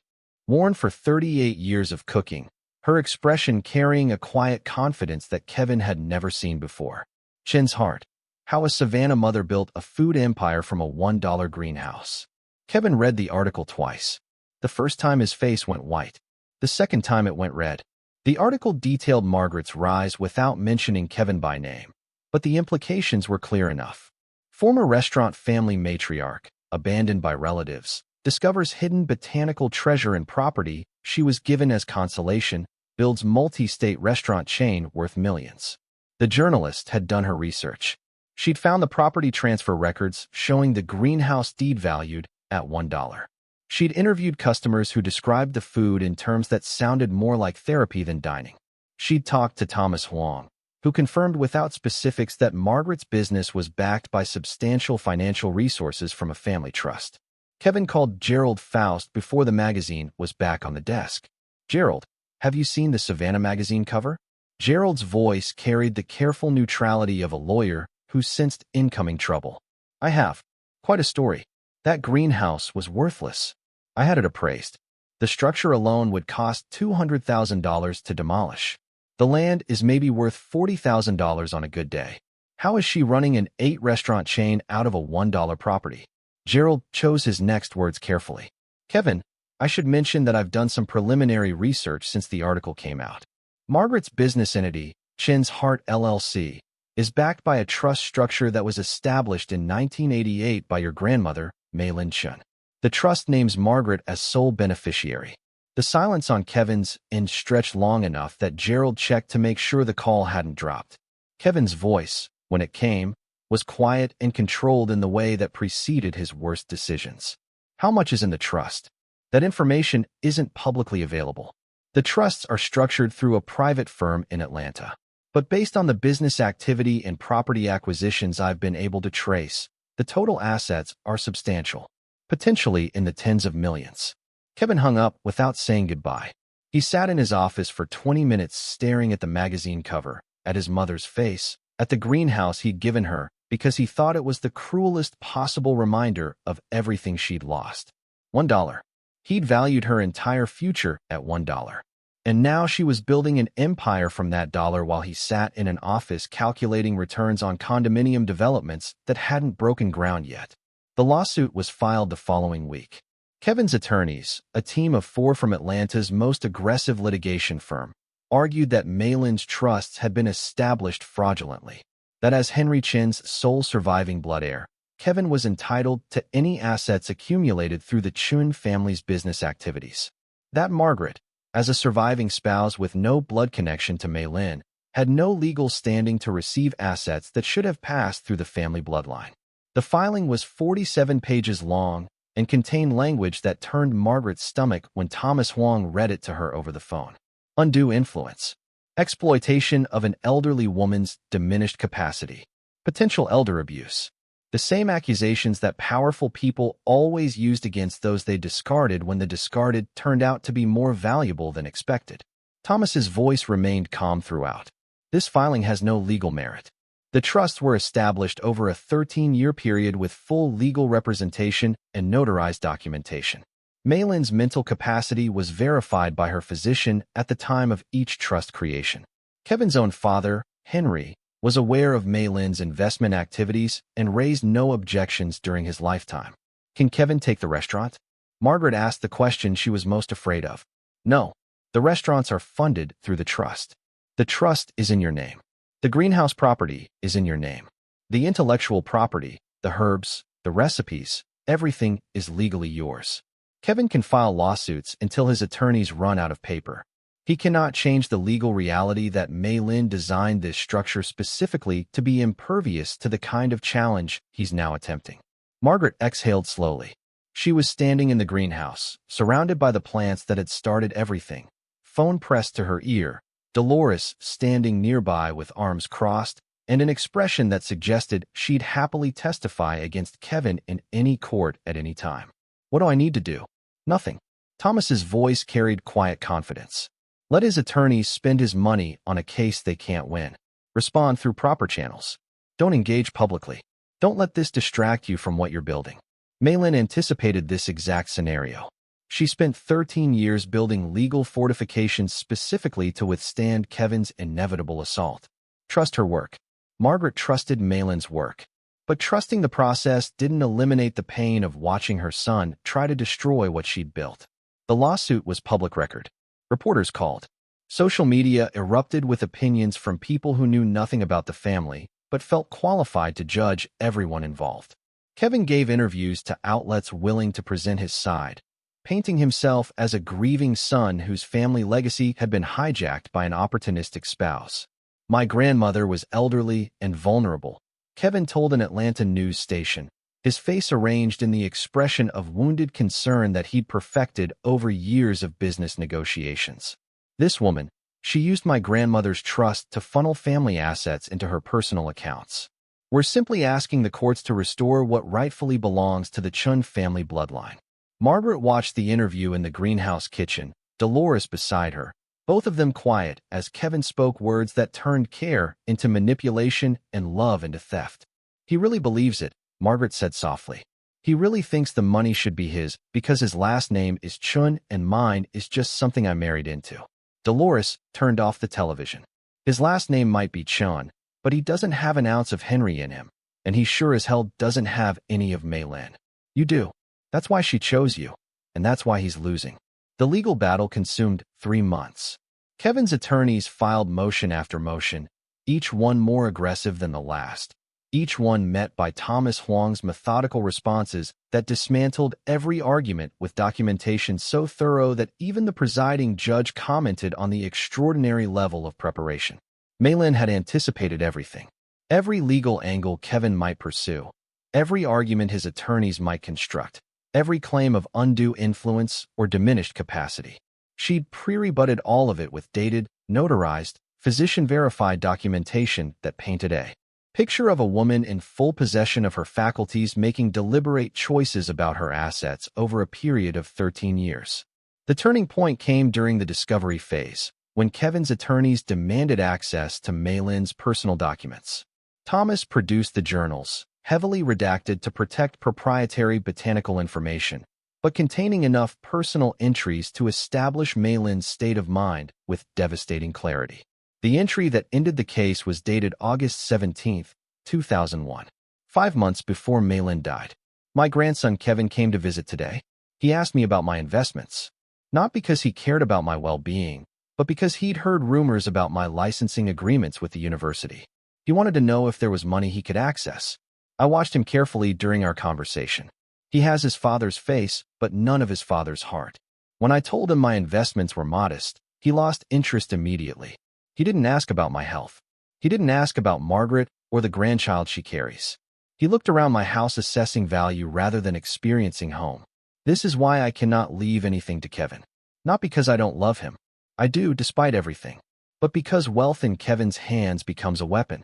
He would sell the herbs. He would destroy the greenhouse. He would take Margaret's inheritance and use it to fund projects that benefit no one except himself. Margaret is different. She sees value in things Kevin cannot price. She will protect what I've built because she understands that some things matter more than money. The judge read this entry into the court record. Kevin's lead attorney asked for a recess. When court resumed, the attorney requested permission to withdraw the lawsuit, citing irreconcilable differences with his client's position. The remaining attorneys followed within a week. Kevin was left standing alone in a courtroom with no legal representation and a dead grandmother's words hanging in the air like a verdict that had been delivered 22 years before the trial began. Margaret was not in court for any of the proceedings.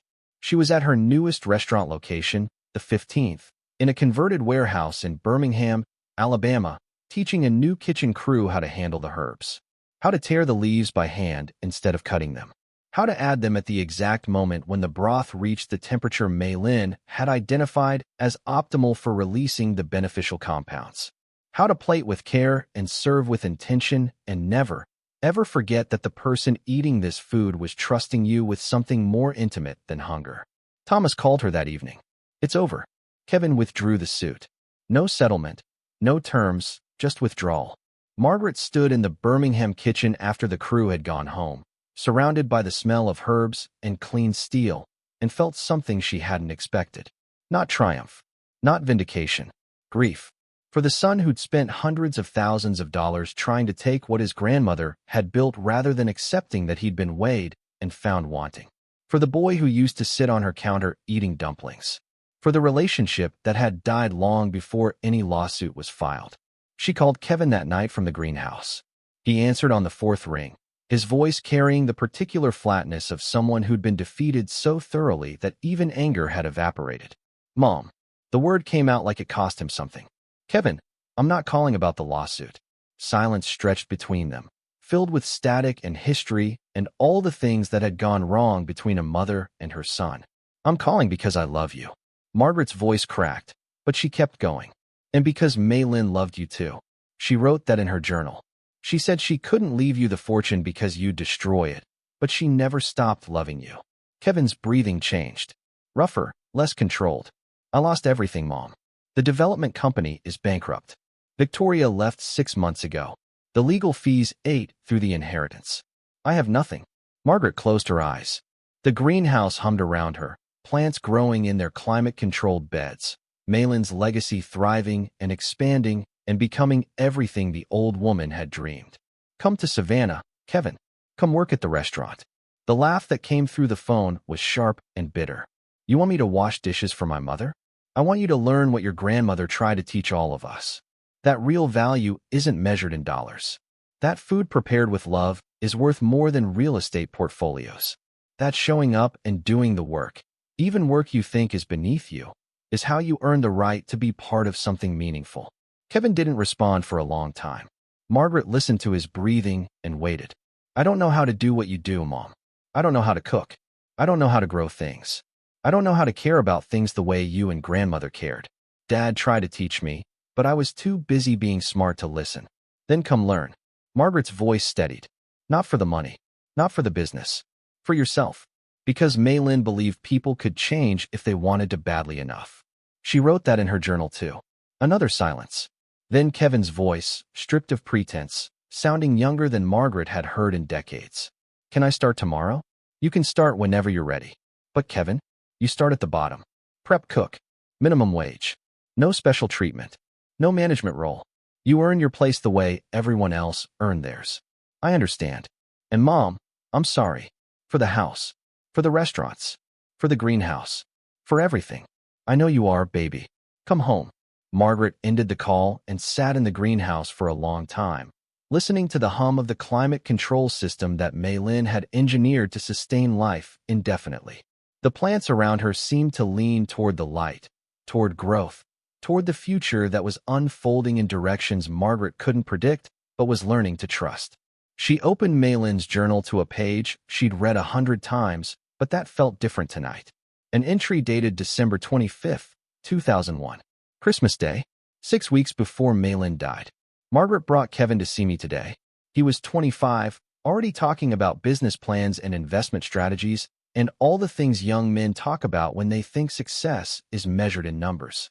He barely looked at the greenhouse, barely tasted the food I prepared. He was already somewhere else in his mind, calculating returns on things that hadn't been built yet. But Margaret stayed. After Kevin went to sleep, she came back to the kitchen and sat with me, and we cooked together for 3 hours.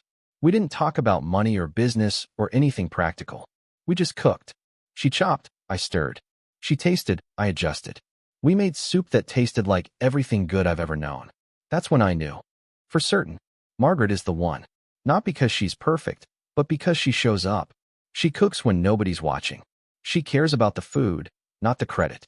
She'll protect what I've built because she understands that some things are sacred. Kevin may never understand, but I pray that Margaret will teach him, that the love she carries will eventually reach the son who forgot how to feel it. That's my last wish. Not for the money or the herbs or the restaurants. For Kevin, that he'll find his way back to the kitchen where his mother is cooking, and that she'll let him stay. Margaret closed the journal and pressed it against her chest. Outside, Savannah was going to sleep, streets emptying, lights dimming, the city settling into the quiet that preceded another day. In the greenhouse, the plants grew on in their patient way, roots reaching deeper, leaves spreading wider, life persisting in conditions that should have been impossible but weren't. Tomorrow, Kevin would arrive at the Bull Street restaurant. He'd put on an apron and stand at a prep station and learn to chop vegetables from Angela, who was half his age and 3 times his skill.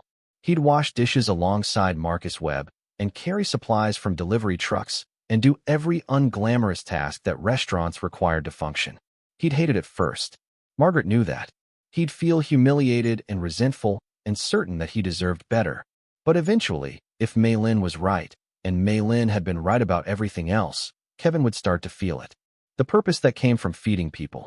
The satisfaction of work that mattered on a fundamental human level. The understanding that his grandmother's herbs and his mother's cooking and the community that had grown around Chen's heart represented something more valuable than any portfolio or development deal or legal victory. Margaret stood and walked out of the greenhouse into the November night. The air smelled like river and moss and possibility, the same way it always smelled in Savannah, beautiful and old and perpetually becoming something new. She locked the greenhouse door behind her, but gently, the way you'd close the door to a room where something precious was sleeping. Everything grows from the heart, she said softly, the words landing differently now than they had 22 years ago in Mei-Lin's hospital room. Not a mystery anymore. Not a riddle or a dying woman's delirium. A statement of fact. A business plan. A philosophy of life distilled into 6 words by a woman who'd understood that the most powerful forces in the world, love, growth, transformation, all originated from the same invisible center. Margaret walked home through the quiet streets, past the buildings that Kevin had tried to turn into condominiums, past the lot where Henry's first restaurant had stood, past the corner where she'd once seen Mei-Lin carrying bundles of herbs tied with string, walking with the deliberate grace of someone who knew exactly where she was going and why. Tomorrow there would be restaurants to run and staff to train and herbs to tend and a son to teach and a fortune to steward and a legacy to honor. But tonight, Margaret Chen was just a woman walking home through a beautiful city, carrying a journal full of recipes and a heart full of purpose and the absolute certainty that the best things in life didn't come from what you kept, but from what you grew. She turned the corner onto Dolores's street, where a porch light burned warm and steady, and felt the last 22 years of confusion settle into clarity. Mei-Lin had waited. The herbs had waited. The fortune had waited. And now Margaret was finally ready to do what she'd been chosen to do. Not because she was extraordinary, but because she showed up. Because she cooked when nobody was watching. Because she cared about the food and not the credit. Because she understood, in the same bone-deep way that Mei-Lin had understood, that the greenhouse was the heart and everything grew from there. Kevin arrived at the Bull Street restaurant at 5:30 in the morning, 30 minutes before Margaret had told him to show up. She knew because she was already there, standing at the kitchen window with a cup of tea, watching her son park his car, a Honda Civic that replaced the Mercedes he could no longer afford, and sit behind the wheel for a full 7 minutes before getting out. She could see him gripping the steering wheel, staring at the restaurant facade, working through whatever internal negotiation was required for a man who'd once controlled millions to walk through a kitchen door and accept minimum wage. Margaret didn't go outside to meet him. She didn't wave or call or make the moment easier. Kevin needed to walk through that door on his own. The decision had to be entirely his, earned through the physical act of putting one foot in front of the other and crossing a threshold that separated who he'd been from who he might become. The door opened at 5:58. Kevin stood in the kitchen entrance wearing jeans and a plain white t-shirt, the most casual clothing Margaret had seen on him since he was a teenager. Without the armor of expensive suits and Italian shoes, he looked smaller, younger, vulnerable in a way that reminded Margaret of the boy who'd once hidden behind her legs during thunderstorms, convinced that his mother's body could stop lightning. Angela was already at her station, prepping vegetables for the day's service with the fluid precision of someone who'd been doing this work since culinary school. She looked up when Kevin entered, assessed him with a glance that contained no warmth and no hostility, just professional evaluation of a new body in her kitchen. "You're the new prep cook." Angela's voice was matter-of-fact. "Sink's over there. Wash your hands to the elbow. Apron's on the hook. Your station is the one in the back corner next to the walk-in. You're starting with onions. 10 pounds, medium dice. I need them by 7 o'clock. Kevin looked at Margaret, standing by the window with her tea. She gave him nothing. No encouragement, no sympathy, no acknowledgement that this was anything other than a new employee's first day. Kevin turned back to Angela, swallowed whatever protest was climbing his throat, and walked to the sink. The first week was brutal. Kevin's hands, which hadn't done physical labor since a brief stint on a construction site in college 20 years ago, blistered by the end of day 1. The blisters broke on day 2. By day 3, his palms were raw and weeping, and he was wrapping them in bandages that turned pink by noon. He chopped onions and garlic and ginger with the clumsy deliberation of someone who'd never been taught to hold a knife properly. Angela corrected his grip 4 times in the first hour without raising her voice or showing frustration, repeating the same instructions with the patient repetition of someone who understood that muscle memory took time to develop. Marcus Webb, the former dishwasher who'd become one of Chen's heart's strongest line cooks, worked the station next to Kevin's. He didn't say much, but his presence was steady and non-judgmental, and when Kevin accidentally sliced his thumb on the 3rd day, Marcus was the one who wrapped it properly and showed him how to hold the blade at the right angle to prevent it from happening again. "Your mom started me on onions too," Marcus said quietly while Kevin examined his bandaged thumb. "Took me 2 weeks before I could dice without making a mess. Took me a month before Angela stopped correcting my grip. Now I can break down a chicken in 90 seconds. You'll get there." Kevin looked at Marcus with an expression that mixed gratitude and disbelief. "How did you go from dishwasher to line cook? This place has been open less than a year." Marcus shrugged. "Your mom sees things in people before they see it in themselves. She put a knife in my hand and told me I had good instincts. Nobody had ever said that to me before about anything. Once somebody believes in you, you start believing in yourself. Then the work gets easier because you're not fighting yourself anymore. You're just doing the thing you were always supposed to do." Kevin was quiet for a long time after that. Margaret, watching from across the kitchen, saw something shift in her son's face. Not transformation, not epiphany, just a small crack in the wall he'd built around himself. A tiny opening through which something unfamiliar might eventually enter. The second week, Kevin graduated from onions to the full vegetable prep rotation. He learned to julienne carrots and chiffonade basil and blanch green beans in water that Angela insisted be at precisely 212 degrees because Mei-Lin's herbs interacted differently with vegetables cooked at inconsistent temperatures. The precision required was exhausting, demanding a level of attention Kevin had previously reserved for financial spreadsheets and contract negotiations. But something was happening that Kevin couldn't quite name. The repetitive work, the physical engagement of hands and knife and cutting board, the rhythm of chopping that eventually became almost meditative. It was creating space in his mind that hadn't existed before. Space where thoughts could settle instead of racing, where feelings could surface instead of being crushed under the weight of ambition and anxiety. On the third week, Margaret put Kevin on herb duty. She did it casually, as if it were just another rotation, another station to learn. But Dolores caught her eye across the kitchen and raised an eyebrow, understanding the significance. The herbs were sacred. Nobody touched them without Margaret's direct supervision. For Kevin to be assigned herb preparation meant Margaret had decided he was ready for the next test. Kevin stood at the herb station with a bundle of ML7 leaves laid out on a clean cutting board. Margaret appeared beside him, close enough that their shoulders almost touched. "You don't cut these." Her voice was quiet, instructional, stripped of everything except the information. "You tear them, by hand. Feel the leaf between your fingers before you separate it from the stem. Each leaf has a natural breaking point where the fibers want to release. If you force it, you bruise the cell walls and the compounds oxidize before they can infuse the food. If you find the breaking point and follow it, the leaf opens cleanly and the compounds remain active." Kevin picked up a leaf. His hands, still bandaged in places, fumbled with the delicate tissue. He pinched too hard and the leaf crushed between his fingers, releasing a burst of fragrance that made his eyes water. Margaret took the crushed leaf from his hand and held it up. "This one's dead now. The compounds have been destroyed by the cellular damage. If you put this in a dish, it would taste bitter, punished. The food would carry that violence into whoever ate it." Kevin stared at her. "It's a leaf, Mom. You're talking about it like it's alive." "It is alive.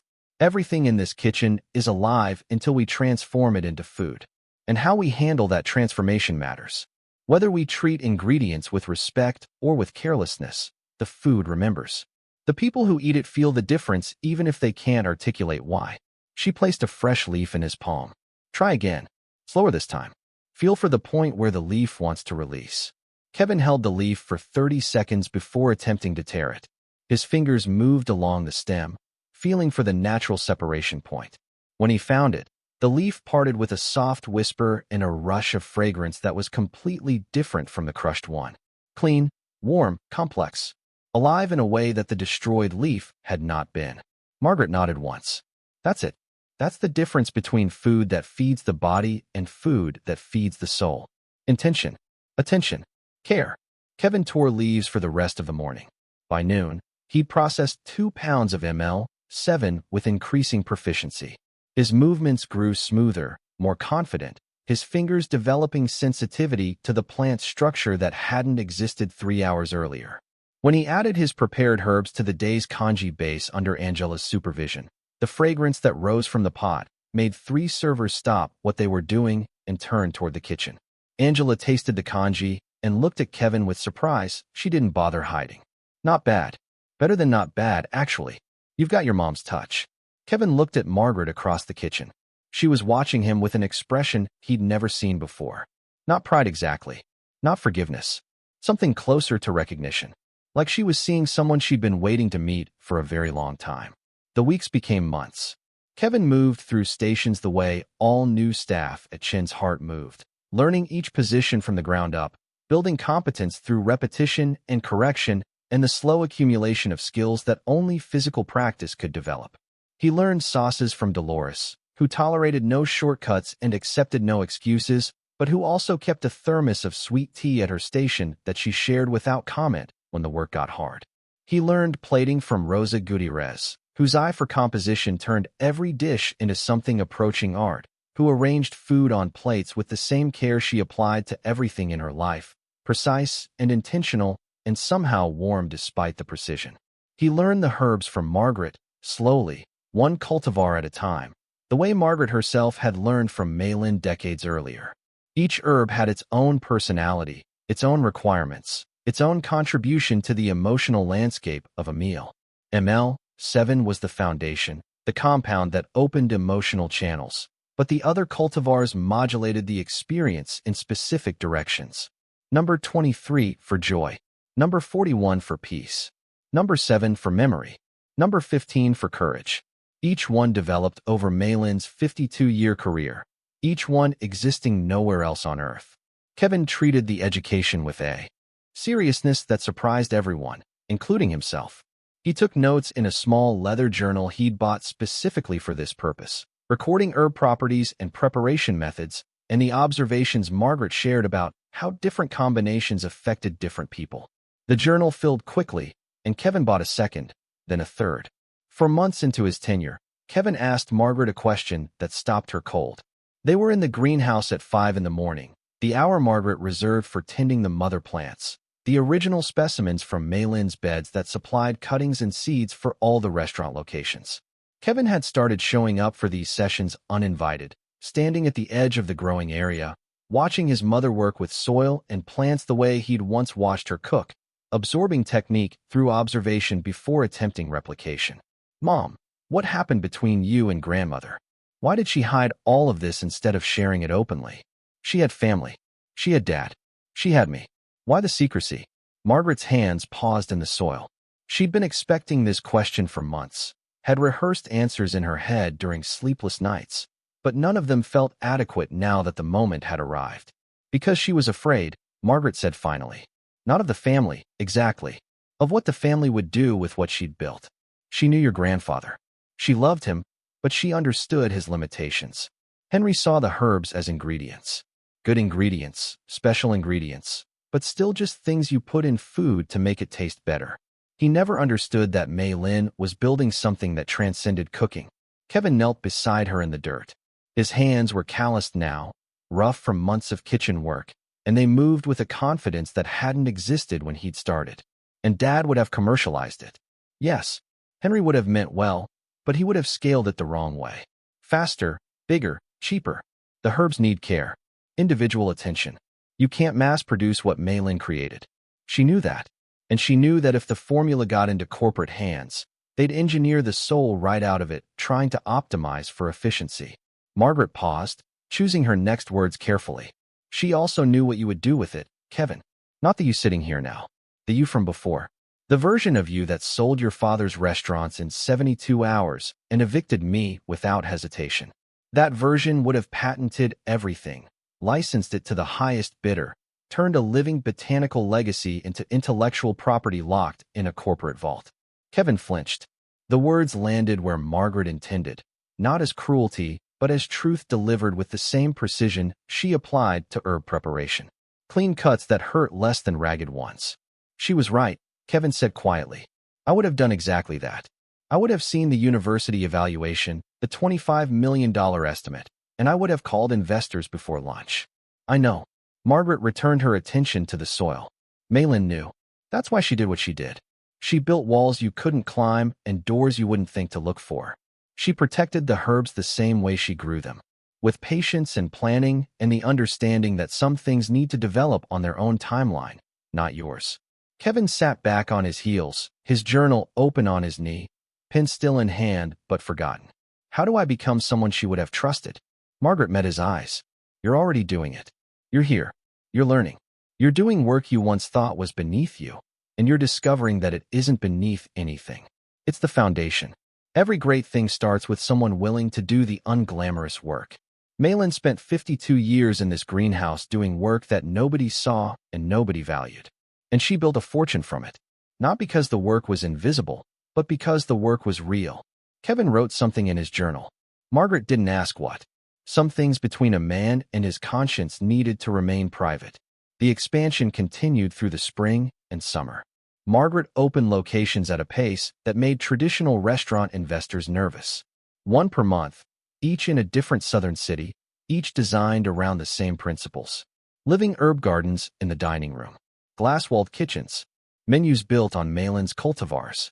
Staff trained personally by Margaret or Dolores or Angela, who'd become the company's director of culinary operations at 28 years old with a salary that still made her shake her head in disbelief. Location 20 opened in Memphis. Location 25 in New Orleans. where the local food community initially received the concept with skepticism that dissolved after the first service.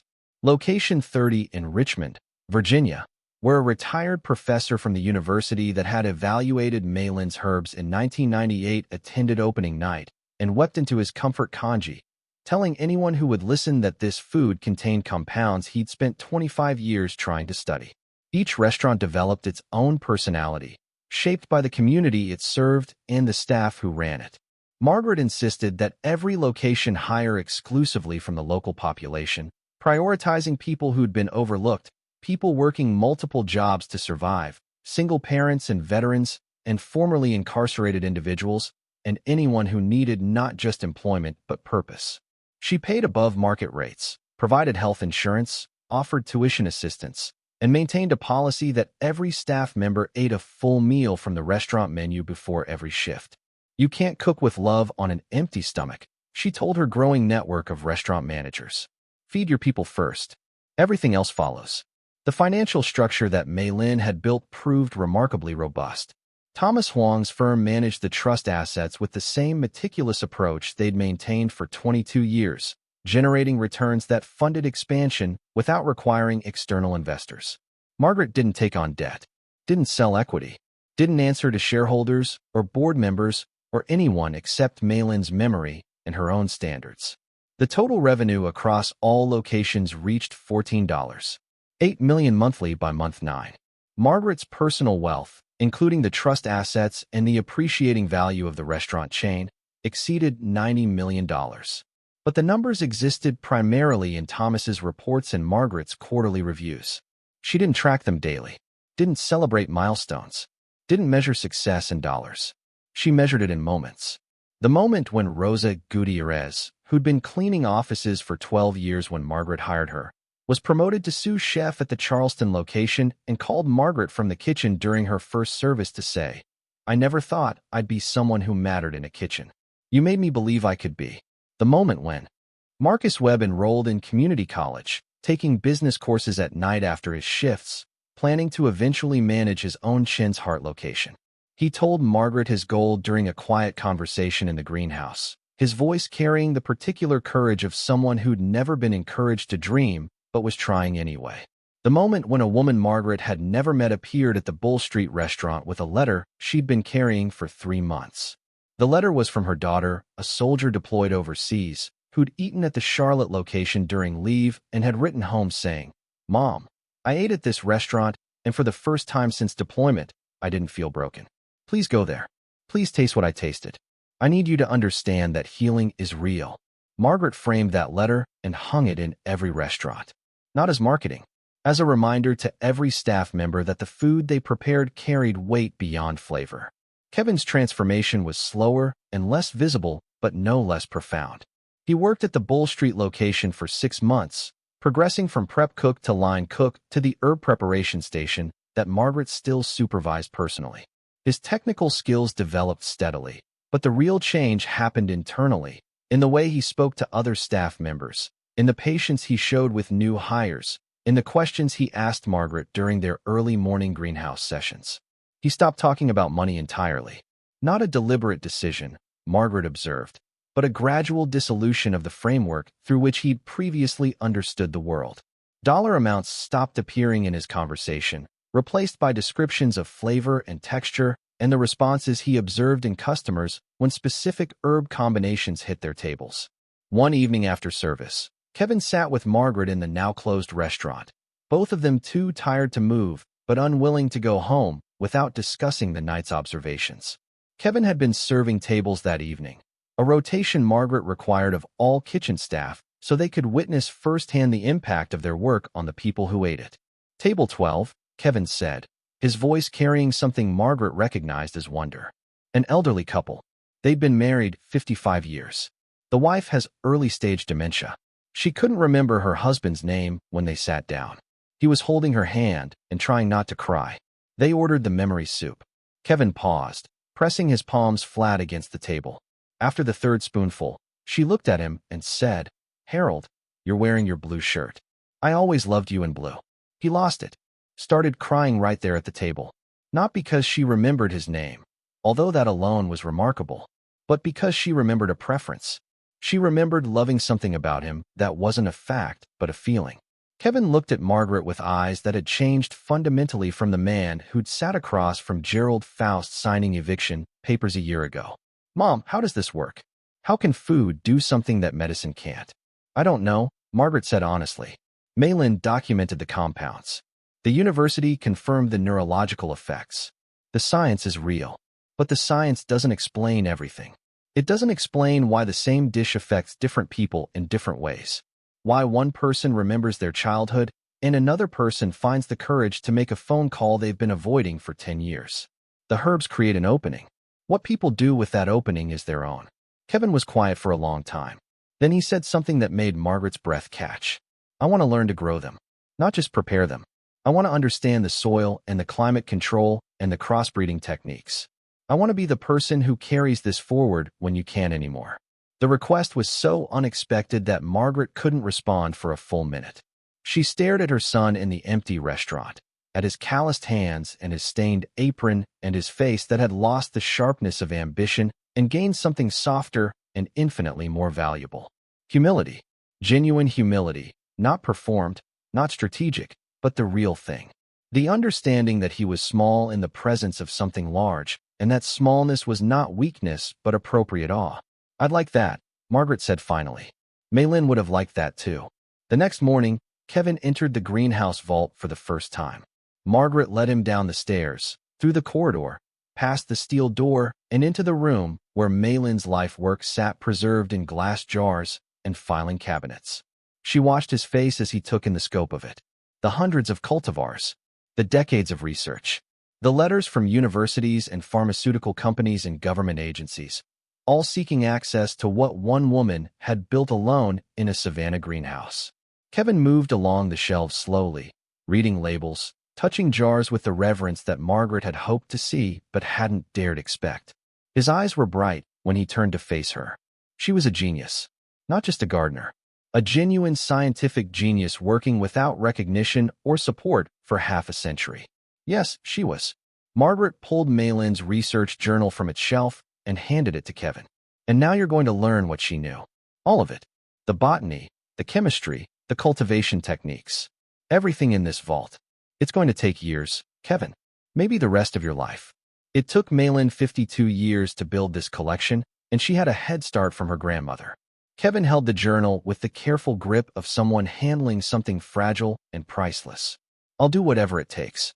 Mom, I need you to know something." He struggled with the words, his jaw working the way it used to when he was a child, trying not to cry. "When I gave you this greenhouse, I thought I was giving you nothing. I thought I was throwing scraps to someone I'd already decided didn't matter. And now I understand that you were always the one who mattered most." Grandmother knew it. Dad knew it, even if he couldn't say it properly. I was the only one too blind to see. Margaret took her son's face in her calloused hands, the same hands that had bled on the greenhouse door, that had torn thousands of ml, 7 leaves, that had cooked 10,000 meals and held this same face when it was small enough to fit in her palm. "You see it now. That's what matters." Kevin began his botanical education the next day, splitting time between kitchen duties and greenhouse study. Margaret taught him the way Mei-Lin had taught her, not through lectures or textbooks, but through practice and observation. She showed him how to test soil pH by touch, rubbing earth between his fingers until he could feel the difference between acidic and alkaline. She demonstrated grafting techniques that Mei-Lin had adapted from centuries-old Chinese horticultural traditions. She explained the climate control system that maintained precise temperature and humidity below the greenhouse floor, the engineering that kept the herbs alive through 22 years of abandonment. Kevin absorbed it all with an intensity Margaret had only previously seen him apply to financial analysis. The difference was that this intensity carried joy rather than calculation. He came alive among the plants in a way he'd never come alive behind a desk. Location 35 opened in Nashville. Location 36 in Jacksonville. Location 37 in Raleigh. Each one requiring Margaret's personal attention during the launch period. Each one demanding the same careful training of staff and calibration of herb preparation that made the difference between a good restaurant and the particular experience that Chen's heart provided. Margaret traveled constantly, but she never missed a morning in the greenhouse. If she was in another city for a restaurant opening, she video called Kevin at 5 a.m. and walked him through the daily herb assessment remotely. He stood among the plants with his phone propped against a pot, asking questions, taking notes, developing the intuitive understanding that Mei-Lin's botanical legacy demanded. Dolores traveled with Margaret for most openings, her presence in the kitchen guaranteeing consistency, while her personality ensured that new staff understood the culture from day one. Dolores had become something more than a business partner. She was the operational backbone of Chen's heart, the person who translated Margaret's vision into the daily systems and protocols that allowed 37 restaurants to function simultaneously without losing the individual character that made each one special. You know what Mei-Lin would say if she could see this? Dolores asked during a late-night kitchen session at the Raleigh location, their 37th restaurant, 11 months after Margaret had first opened the greenhouse door. Margaret smiled, hands deep in a bowl of dumpling filling, working the mixture with the same rhythmic motion she'd used for 4 decades. She'd say the dumplings need more ginger and the congee needs another 20 minutes. Dolores laughed, a sound that echoed through the empty restaurant and seemed to warm the air. She'd also say she told you so. About all of it. About the herbs, about Kevin, about building something that matters instead of something that just makes money. She told me to cook with my heart. That was the first thing she ever said to me in this kitchen. Margaret lifted her hands from the filling and looked at them. Not the bleeding, calloused hands of 11 months ago, but hands that had found their purpose, that moved through food preparation with an authority born not from training, but from understanding. She said that ingredients respond to intention, that the cook's emotional state becomes part of the food. I thought she was being poetic. Dolores shook her head. That woman was never poetic a day in her life. She was being scientific. She just didn't have the vocabulary to explain the biochemistry, so she used the language she had. Love, heart, care. The words sounded spiritual, but the mechanism was biological. Those compounds respond to how you handle them. Stress hormones in your skin change the chemical interaction. Cortisol from frustration or anger actually degrades the active compounds. Oxytocin from care or affection stabilizes them. She figured that out decades before any university could measure it. Margaret considered this. The science of love applied to food. The biochemistry of intention. Mei-Lin had understood something fundamental about the relationship between human emotion and plant chemistry, and she'd spent 52 years developing that understanding into a system that could be taught and replicated and scaled. That's what makes us different from every other restaurant chain, Margaret said quietly. It's not the herbs. It's how we handle them. It's the culture Mei-Lin designed. Hire people who care. Teach them to cook with attention. Feed them first so they're not stressed or hungry. Create an environment where love isn't a marketing slogan but an operational requirement. The herbs amplify whatever emotional state they're prepared in. If the cook is miserable, the food carries misery. If the cook is present and caring, the food carries that instead. She looked at Dolores. We're not running restaurants. We're running emotional laboratories staffed by people who happen to cook. Girl, we've always been doing that. Dolores wiped her hands on her apron. Every kitchen I've ever worked in, the food got better when the staff was happy and worse when morale dropped. Mei-Lin just figured out the chemistry behind what every good cook already knows intuitively. Mood affects food. She gave us plants that make the effect measurable. Location 38 opened in Savannah's City Market District, bringing the total number of restaurants in Savannah itself to 4. Margaret designed this one differently from the others. Instead of the standard Chen's Heart format, this location was a culinary school. A training kitchen where aspiring chefs from disadvantaged backgrounds could learn the fundamentals of cooking alongside the specific techniques that Chen's Heart required. The Chen's Heart Culinary Academy offered free tuition to qualifying students, funded by a foundation Margaret had established using $5 million from the trust.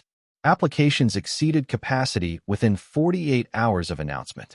Margaret read every single one, the same way she'd once read scholarship applications in a different life, recognizing in each story echoes of her own journey from kitchen worker to evicted wife to restaurant empire builder. She selected 30 students for the first cohort, single mothers working double shifts, veterans struggling with transition from military to civilian life, formerly incarcerated individuals who'd found purpose in prison kitchens and wanted to build careers from that foundation. Teenagers from the same neighborhoods where Henry's original restaurants had operated, kids who remembered eating there as children and who'd been devastated when Kevin closed them. Kevin taught at the academy 3 days a week, focusing on herb cultivation and the botanical science behind Mei-Lin's cultivars. He'd become genuinely knowledgeable, capable of explaining not just the how but the why of the growing techniques. Students responded to his teaching with the particular enthusiasm of people who recognized in their instructor someone who'd had to learn humility the hard way and who was honest about the journey. I used to think cooking was something people did because they couldn't do anything better, Kevin told a class of academy students during a session on herb preparation. I thought it was manual labor for people without options. My grandmother spent 52 years proving that wrong.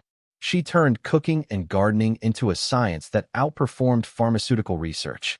She created compounds that billion-dollar companies couldn't replicate, and she did it in a greenhouse that I once valued at $1. He held up an ML7 leaf. This leaf contains more molecular complexity than most prescription medications. It interacts with human neurochemistry in ways that peer-reviewed studies have confirmed but can't fully explain. My grandmother developed it through trial and error over 5 decades. No laboratory, no funding, no recognition, just patience and soil and the belief that food should do more than fill stomachs. Kevin set the leaf down carefully. I gave away the most valuable thing my family ever produced because I was too arrogant to look past the broken glass and the rust. I saw a teardown. My grandmother saw a treasury. The difference between us was that she understood value in ways I didn't. Ways I'm still learning. Location 39 opened in Mobile, Alabama, on a Tuesday in September, exactly 1 year after Margaret had signed the papers accepting the greenhouse from Gerald Faust. Margaret marked the anniversary without fanfare, spending the morning in the Savannah greenhouse the way she spent every morning, tending plants, checking soil chemistry, talking to the herbs the way Mei-Lin's journal described doing, not because she believed the plants understood language, but because the vibration of a calm voice stabilized the air around them. Kevin found her there at 6 a.m., carrying 2 cups of tea and his botanical journal, which was now on its 7th volume. He set a cup beside her and sat cross-legged in the dirt, surrounded by plants that had become as familiar to him as the kitchen equipment he'd mastered. 1 year ago today, you signed the greenhouse papers. Kevin's voice was quiet, reflective.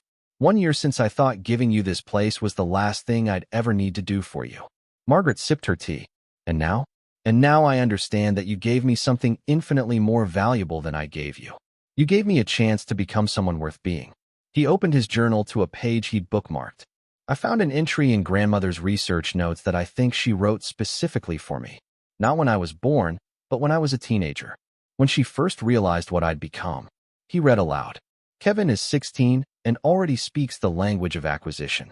He talks about assets and leverage and competitive advantage. He has Henry's intelligence, but not his kindness. I worry that without intervention, Kevin will grow into the kind of man who measures everything in currency and finds himself bankrupt in the only ways that matter. I cannot reach him now. His mother's influence is not enough to counteract the culture he's absorbing. But perhaps someday, when he's lost enough of what he values, he'll discover what's actually valuable. I will build for that day. I will create a path back for a grandson who doesn't yet know he's lost. Kevin closed the journal. She built all of this, the vault, the trusts, the legal protections, the greenhouse systems, knowing that I'd eventually destroy myself and need somewhere to land. She didn't just plan for your future, Mom. She planned for my redemption. Margaret set down her tea and looked at her son sitting in the dirt of a greenhouse that had been the source of everything. His hands were calloused and stained with soil. His clothes carried the permanent scent of kitchen smoke and herbs.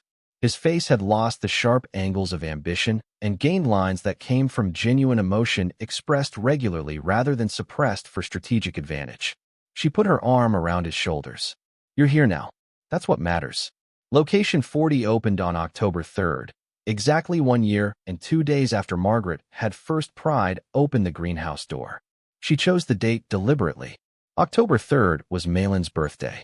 The location was in Atlanta, Georgia, in a building that Thomas Huang had identified as particularly significant.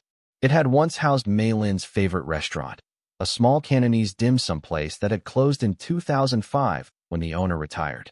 Mei-Lin had eaten there every month for 30 years, and Thomas had maintained the property in the trust specifically for this purpose. The opening of restaurant number 40 was national news.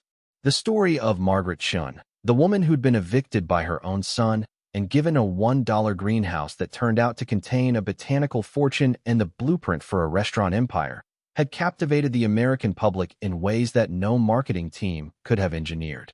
The narrative touched something universal: the fear of being discarded, the hope that what seems worthless might contain everything, the belief that patience and care and love, applied consistently over decades, could build something that cruelty and greed could never destroy. Margaret didn't do press for the opening. She didn't give interviews or hold press conferences or stand behind podiums delivering statements about her journey. Instead, she cooked. She stood in the kitchen of restaurant number 40 and prepared food for 200 guests, most of whom had been part of the journey from the beginning. Dolores ran the line beside her. Angela supervised the stations. Marcus Webb, now managing the Charlotte location, flew in for the event. Rosa Gutierrez brought her 3 children, all of whom were now working in Chen's Heart restaurants during summer breaks. Kevin worked the herb station. His preparation was flawless, each leaf torn at its natural breaking point, each addition timed to the second, each dish carrying the full spectrum of emotional resonance that Mei-Lin's cultivars were capable of producing. Margaret watched him work and felt something settle in her chest that had been restless for a very long time. Peace. Not the absence of conflict, but the presence of resolution. The feeling of a story reaching the chapter it was always heading toward. The guests filed in and were seated and served and experienced what 40 restaurant locations across the American South had been delivering for months. Food that didn't just taste good, but felt like something. Comfort congee that made a grandmother remember her mother's kitchen in Beijing. Memory soup that brought a father to tears recalling his son's first steps. Joy dumplings that made a table of strangers laugh together as if they'd known each other for years. Peace noodles that softened the chronic anxiety of a woman who hadn't relaxed in 15 years. Love rice that made a newly engaged couple look at each other with the kind of certainty that no amount of dating could have produced. At the end of the evening, when the last guest had gone and the kitchen was clean and the staff was gathered in the dining room drinking wine from bottles Margaret had selected, because Mei-Lin's journal mentioned that she'd always wanted to drink good wine, but never felt she'd earned it, Margaret stood and addressed the room. 1 year ago, I stood in a greenhouse with bleeding hands and $11 in my bank account. My son had taken my home. My husband's restaurants were gone. Everything I'd built over 38 years of marriage and work and sacrifice had been stripped away and replaced with a building that everyone said was worthless. Margaret's voice was steady, but her eyes were bright. Everyone except one person. Mei-Lin Chen, a woman I called my mother-in-law, but who was really my mother in every way that mattered, spent 52 years building something in that greenhouse that nobody else could see. She built a botanical legacy worth more than any real estate portfolio. She built financial security that could withstand any legal assault. And she built a path back to wholeness for a family that had lost its way. She looked at Kevin, standing at the back of the room with soil under his nails and tears on his cheeks. But more than anything else, she built faith. Faith that food prepared with love could heal what medicine couldn't reach. Faith that invisible work done with excellence would eventually be recognized. Faith that people could change if given the right conditions to grow. She was a gardener, after all. She understood better than anyone that growth requires patience, and good soil, and light, and time.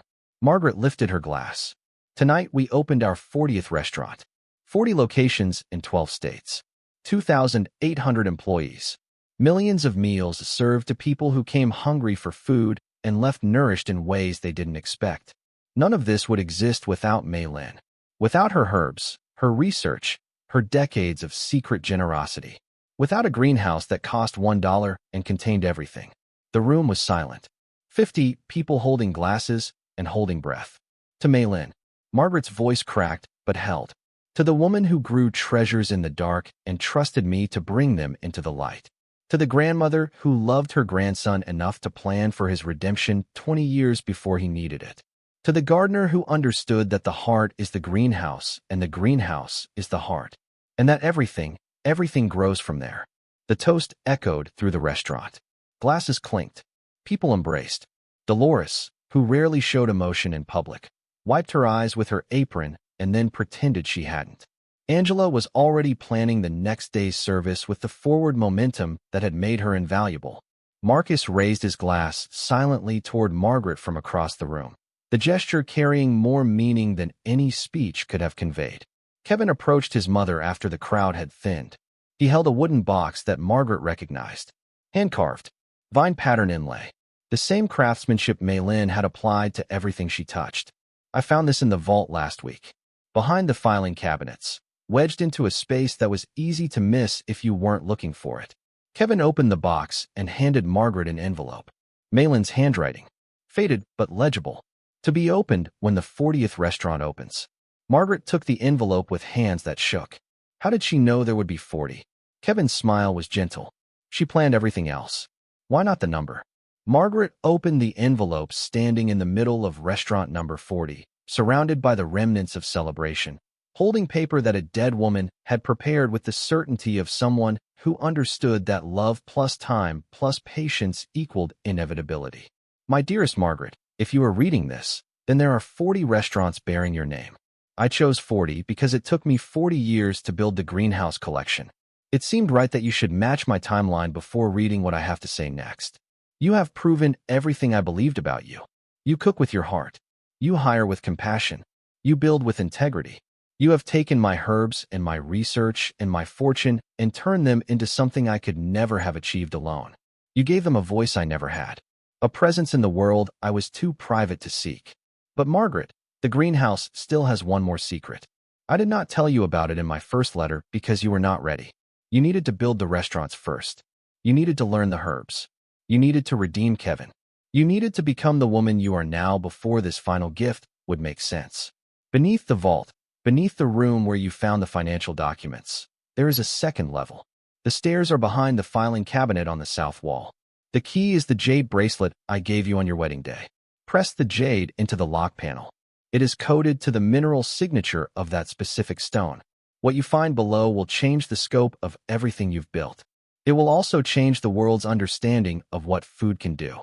Use it the way you've used everything else I gave you. With love, with intention, with the understanding that power without purpose is poison, but purpose without power is a prayer that no one hears. I am so proud of you. I have been proud of you since the day you walked into my greenhouse and asked why instead of accepting what. That question, why, is the most valuable thing a human mind can produce. You never stopped asking it. And now you have 40 restaurants full of people asking it too. Everything grows from the heart. But sometimes the heart grows too. Your mother always, Mei-Lin. Margaret held the letter against her chest and breathed. In, out. The rhythm of a woman who'd learned over 12 months and 63 years in one impossible greenhouse that the universe operated on a timeline she didn't control but could trust. She would go to the vault tomorrow. She would find the second level. She would discover whatever Mei-Lin had left there, whatever final secret waited beneath the secrets she'd already uncovered. But tonight, Margaret Chen stood in her 40th restaurant, surrounded by people she'd fed and hired and taught and loved, and let herself feel what the food was designed to help others feel. Connection, purpose, the bone-deep certainty that she was exactly where she was supposed to be, doing exactly what she was meant to do. Kevin appeared beside her. You okay, Mom? Margaret folded the letter and tucked it into her apron pocket, next to the small notebook where she still recorded daily observations about the herbs and the food and the people who ate it. I'm better than okay. She took her son's arm and walked toward the kitchen. Come help me clean up. We've got work tomorrow. They cleaned the kitchen together, mother and son, moving through the space with the easy coordination of two people who'd learned to work side by side. Margaret washed. Kevin dried. They didn't speak much, but the silence was full rather than empty, companionable rather than cautious. The silence of people who'd hurt each other badly enough that words had become unreliable and were learning that shared work could rebuild what shared language had damaged.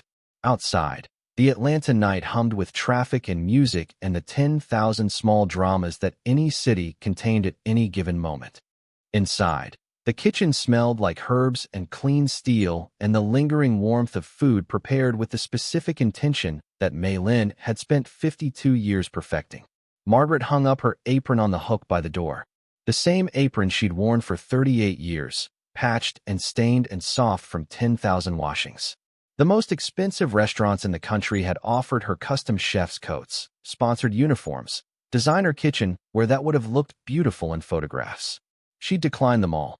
This apron had been Henry's first gift to her after they married, bought from a Savannah fabric shop with money he'd saved from his first restaurant paycheck.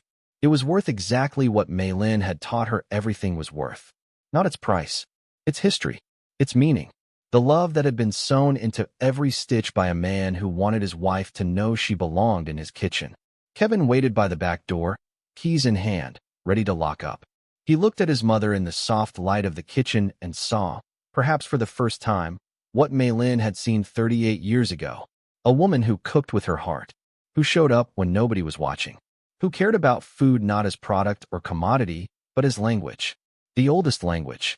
The one that preceded words in politics and economics. The language of nourishment, spoken through hands and heat, and the ancient alchemy of transforming raw ingredients into something that sustained human beings not just physically but spiritually. "Mom," Kevin said softly, "thank you for taking me back, for letting me learn, for being who you are despite everything I did to destroy it." Margaret turned off the kitchen lights. The darkness settled around them like a blanket, warm and complete. She could smell the herbs from the garden beds in the dining room, their fragrance carrying through the closed kitchen door, alive and present and patient as always. Everything grows from the heart, Kevin. Even forgiveness. Especially forgiveness. They walked out together into the Atlanta night. Behind them, the 40th restaurant stood dark and clean and ready for tomorrow's service. Inside, the herbs grew quietly in their beds, leaves reaching toward light that wouldn't come until morning, roots drawing from soil that Mei-Lin had engineered to sustain life indefinitely. Patient plants in a patient system built by a patient woman who understood that the best things, the truly transformative things, couldn't be rushed or forced or purchased. They could only be grown. Margaret drove back to her hotel through streets that blurred with reflected light, thinking about the second vault and whatever waited there.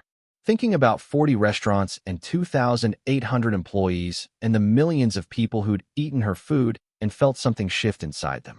Thinking about Mei-Lin in her greenhouse 30 years ago, crossbreeding herbs with the certainty of a woman building a cathedral she'd never see completed. And thinking about Kevin in the passenger seat beside her, his head tilted against the window, exhausted from a day of honest work, his journal open on his lap to a page where he'd written a single sentence. "The greenhouse is the heart. I am learning to grow." 6 months later, Margaret sat on the porch of the house she'd bought in Savannah's Starland district, 3 blocks from Dolores's shotgun house, in a neighborhood where the morning sounds were children's laughter and dog barks, and the distant clatter of kitchens coming alive. The house was modest. 3 bedrooms. A garden in the back where she'd planted a small collection of Mei-Lin's herbs for personal use. A kitchen that she'd renovated herself with the help of the same construction crew that had built the first restaurant. She could have bought a mansion. The trust assets alone generated enough passive income to fund any lifestyle she chose. Thomas Huang reminded her of this periodically, not because he thought she should spend more, but because his fiduciary responsibility required him to present all options. Margaret had chosen this house for the same reason she'd chosen the $1 greenhouse. Because value wasn't determined by price. Because home wasn't measured in square footage. Because Mei-Lin had lived for 40 years in a single-story house behind a greenhouse in Savannah and had been the wealthiest person Margaret had ever known in every way that mattered. The porch overlooked a street where her neighbors were becoming friends. The woman next door, a retired school teacher named Patricia, brought Margaret tomatoes from her garden in summer and soup when the weather turned cold. The family across the street had 3 children who called Margaret Annie and showed up on weekends to help in her garden and eat whatever she was cooking, which was always something because Margaret Chen cooked the way she breathed. Kevin lived 4 blocks away in an apartment above a bookstore. He managed the Chen's Heart Culinary Academy now, having earned the position through 18 months of work that progressed from prep cook to line cook, to sous chef, to culinary instructor, to the person Margaret trusted most with Mei-Lin's educational legacy. He still worked kitchen shifts twice a week because Margaret insisted that anyone who taught cooking should never stop practicing it. And he spent every morning in the greenhouse, tending the mother plants with a devotion that would have made Mei-Lin weep. Dolores remained at the Bull Street location, running the original restaurant with the iron discipline and warm heart that had made it the most consistently excellent dining experience in the region. She'd turned down Margaret's offer to become corporate director 3 times, insisting that her place was in the kitchen, not the boardroom. Some of us are better at cooking than delegating. Margaret, let the suits handle the suits. I'll handle the food. The 40 restaurants were thriving. Revenue exceeded $200 million annually. The Chen's Heart Foundation had distributed $12 million in culinary scholarships, housing assistance, and small business loans. The academy had graduated 180 students, all of whom were employed in the restaurant industry, many at Chen's Heart locations, some at their own establishments built on the principles Margaret taught. Margaret's phone buzzed. A text from Kevin. Morning, Mom. The new ML7 cuttings from the 3rd generation propagation are showing stronger compound expression than the originals. Grandmother would be amazed. Coming by the greenhouse this afternoon? Margaret smiled and typed her reply. I'll be there at 2. Bring your journal. She set the phone down and picked up her tea. The morning was cool and perfect, the kind of Savannah autumn day that made everything look like it had been painted with a gentle brush. Spanish moss swayed in the oaks that lined her street. Somewhere nearby, someone was cooking breakfast, the smell of bacon and coffee drifting through the neighborhood like a benediction. Margaret pulled out a leather journal she'd been writing in for months. Not Mei-Lin's journal. Her own. A record of everything she'd learned and built and lost and found since the morning Gerald Faust appeared on her porch with papers that erased her life. She opened to a fresh page and began to write. Dear Mei-Lin, it has been 18 months since I opened your greenhouse door with bleeding hands and $11 to my name. I want to tell you what grew from what you planted. 40 restaurants across 12 states. 2,800 people employed, most of them from backgrounds that the world had decided weren't worth investing in. Millions of meals served to people who came hungry and left nourished in ways they didn't expect and couldn't fully explain. Your herbs are thriving. Kevin, your grandson, tends them now. I know you planned for this. I know you anticipated his destruction and built a path back for him before he knew he'd need one. He's different now. Not perfect. Not healed completely. But growing. The way your plants grow. Slowly, steadily, reaching toward light that he's only beginning to understand. The second vault remains unexplored. I've decided to wait until Kevin is ready to discover it with me. Whatever you left there, whatever final gift waits beneath the one we've already found, it belongs to both of us. Mother and son, cook and gardener. The daughter who married into your family and the grandson who was born into it. Together, we'll learn what you left. Together, we'll carry it forward. But I want you to know something that matters more than vaults and herbs and fortunes. You were right. About everything. About food and love and patience, and the way invisible work done with excellence eventually becomes visible in ways that transform the world. You were right that I was worth trusting. You were right that Kevin could change. You were right that the greenhouse was the heart and that everything grows from there. I cook every day, not because I have to, because cooking is how I speak the language you taught me. The language of care expressed through ingredients and heat, and the ancient understanding that feeding someone is the most intimate act a human can perform that doesn't require touch. Every meal I prepare carries your fingerprints. Every leaf I tear from your plants carries 52 years of your patience. Every restaurant that bears the Chen name carries your legacy. Not Henry's and not Kevin's and not mine, but yours. The immigrant's daughter who grew treasures in the dark and trusted a woman she called daughter to bring them into the light. I love you, Mei-Lin. I have loved you since the day you pressed that jade bracelet into my hand and told me it held more value than the marriage certificate. I didn't understand then. I understand now. The bracelet held a key, not just to the vault, to the life you wanted me to have, to the person you believed I could become. Everything grows from the heart. My heart is full and still growing. Your daughter, Margaret. She closed the journal and held it against her chest. The jade bracelet on her wrist caught the morning light, its green surface warm against her skin the way Mei-Lin's herbs were warm in their beds. A living connection to a dead woman whose love had outlasted her body by decades and whose planning had outlasted her mind by a lifetime. Margaret stood, finished her tea, and walked inside to start cooking. Because that was what Margaret Chen did when the world was beautiful and the morning was new and there were people who needed feeding. She tied on her apron, the patched and stained one that Henry had given her 38 years ago. She washed her hands, no longer bleeding but still calloused, still rough from the work of building something that mattered. She pulled herbs from the small garden by her kitchen window, ML 7 and number 23 and number 41, tearing each leaf at its natural breaking point the way Mei-Lin had taught her, and she'd taught Kevin, and Kevin was now teaching 30 academy students who would teach thousands more. And Margaret Chen cooked. With her heart, with her hands, with the understanding that food prepared with love was the most powerful force she'd ever encountered. More powerful than money, more powerful than cruelty, more powerful than grief or time or the distance between the living and the dead. Everything grows from the heart. And Margaret's heart, like the greenhouse that started it all, was open and warm and endlessly, impossibly, beautifully alive. Thank you so much for watching until the end. If you love this story, check out the other videos on your screen now. I think you will really enjoy them. And do not forget to subscribe if you have not already. See you in the next story.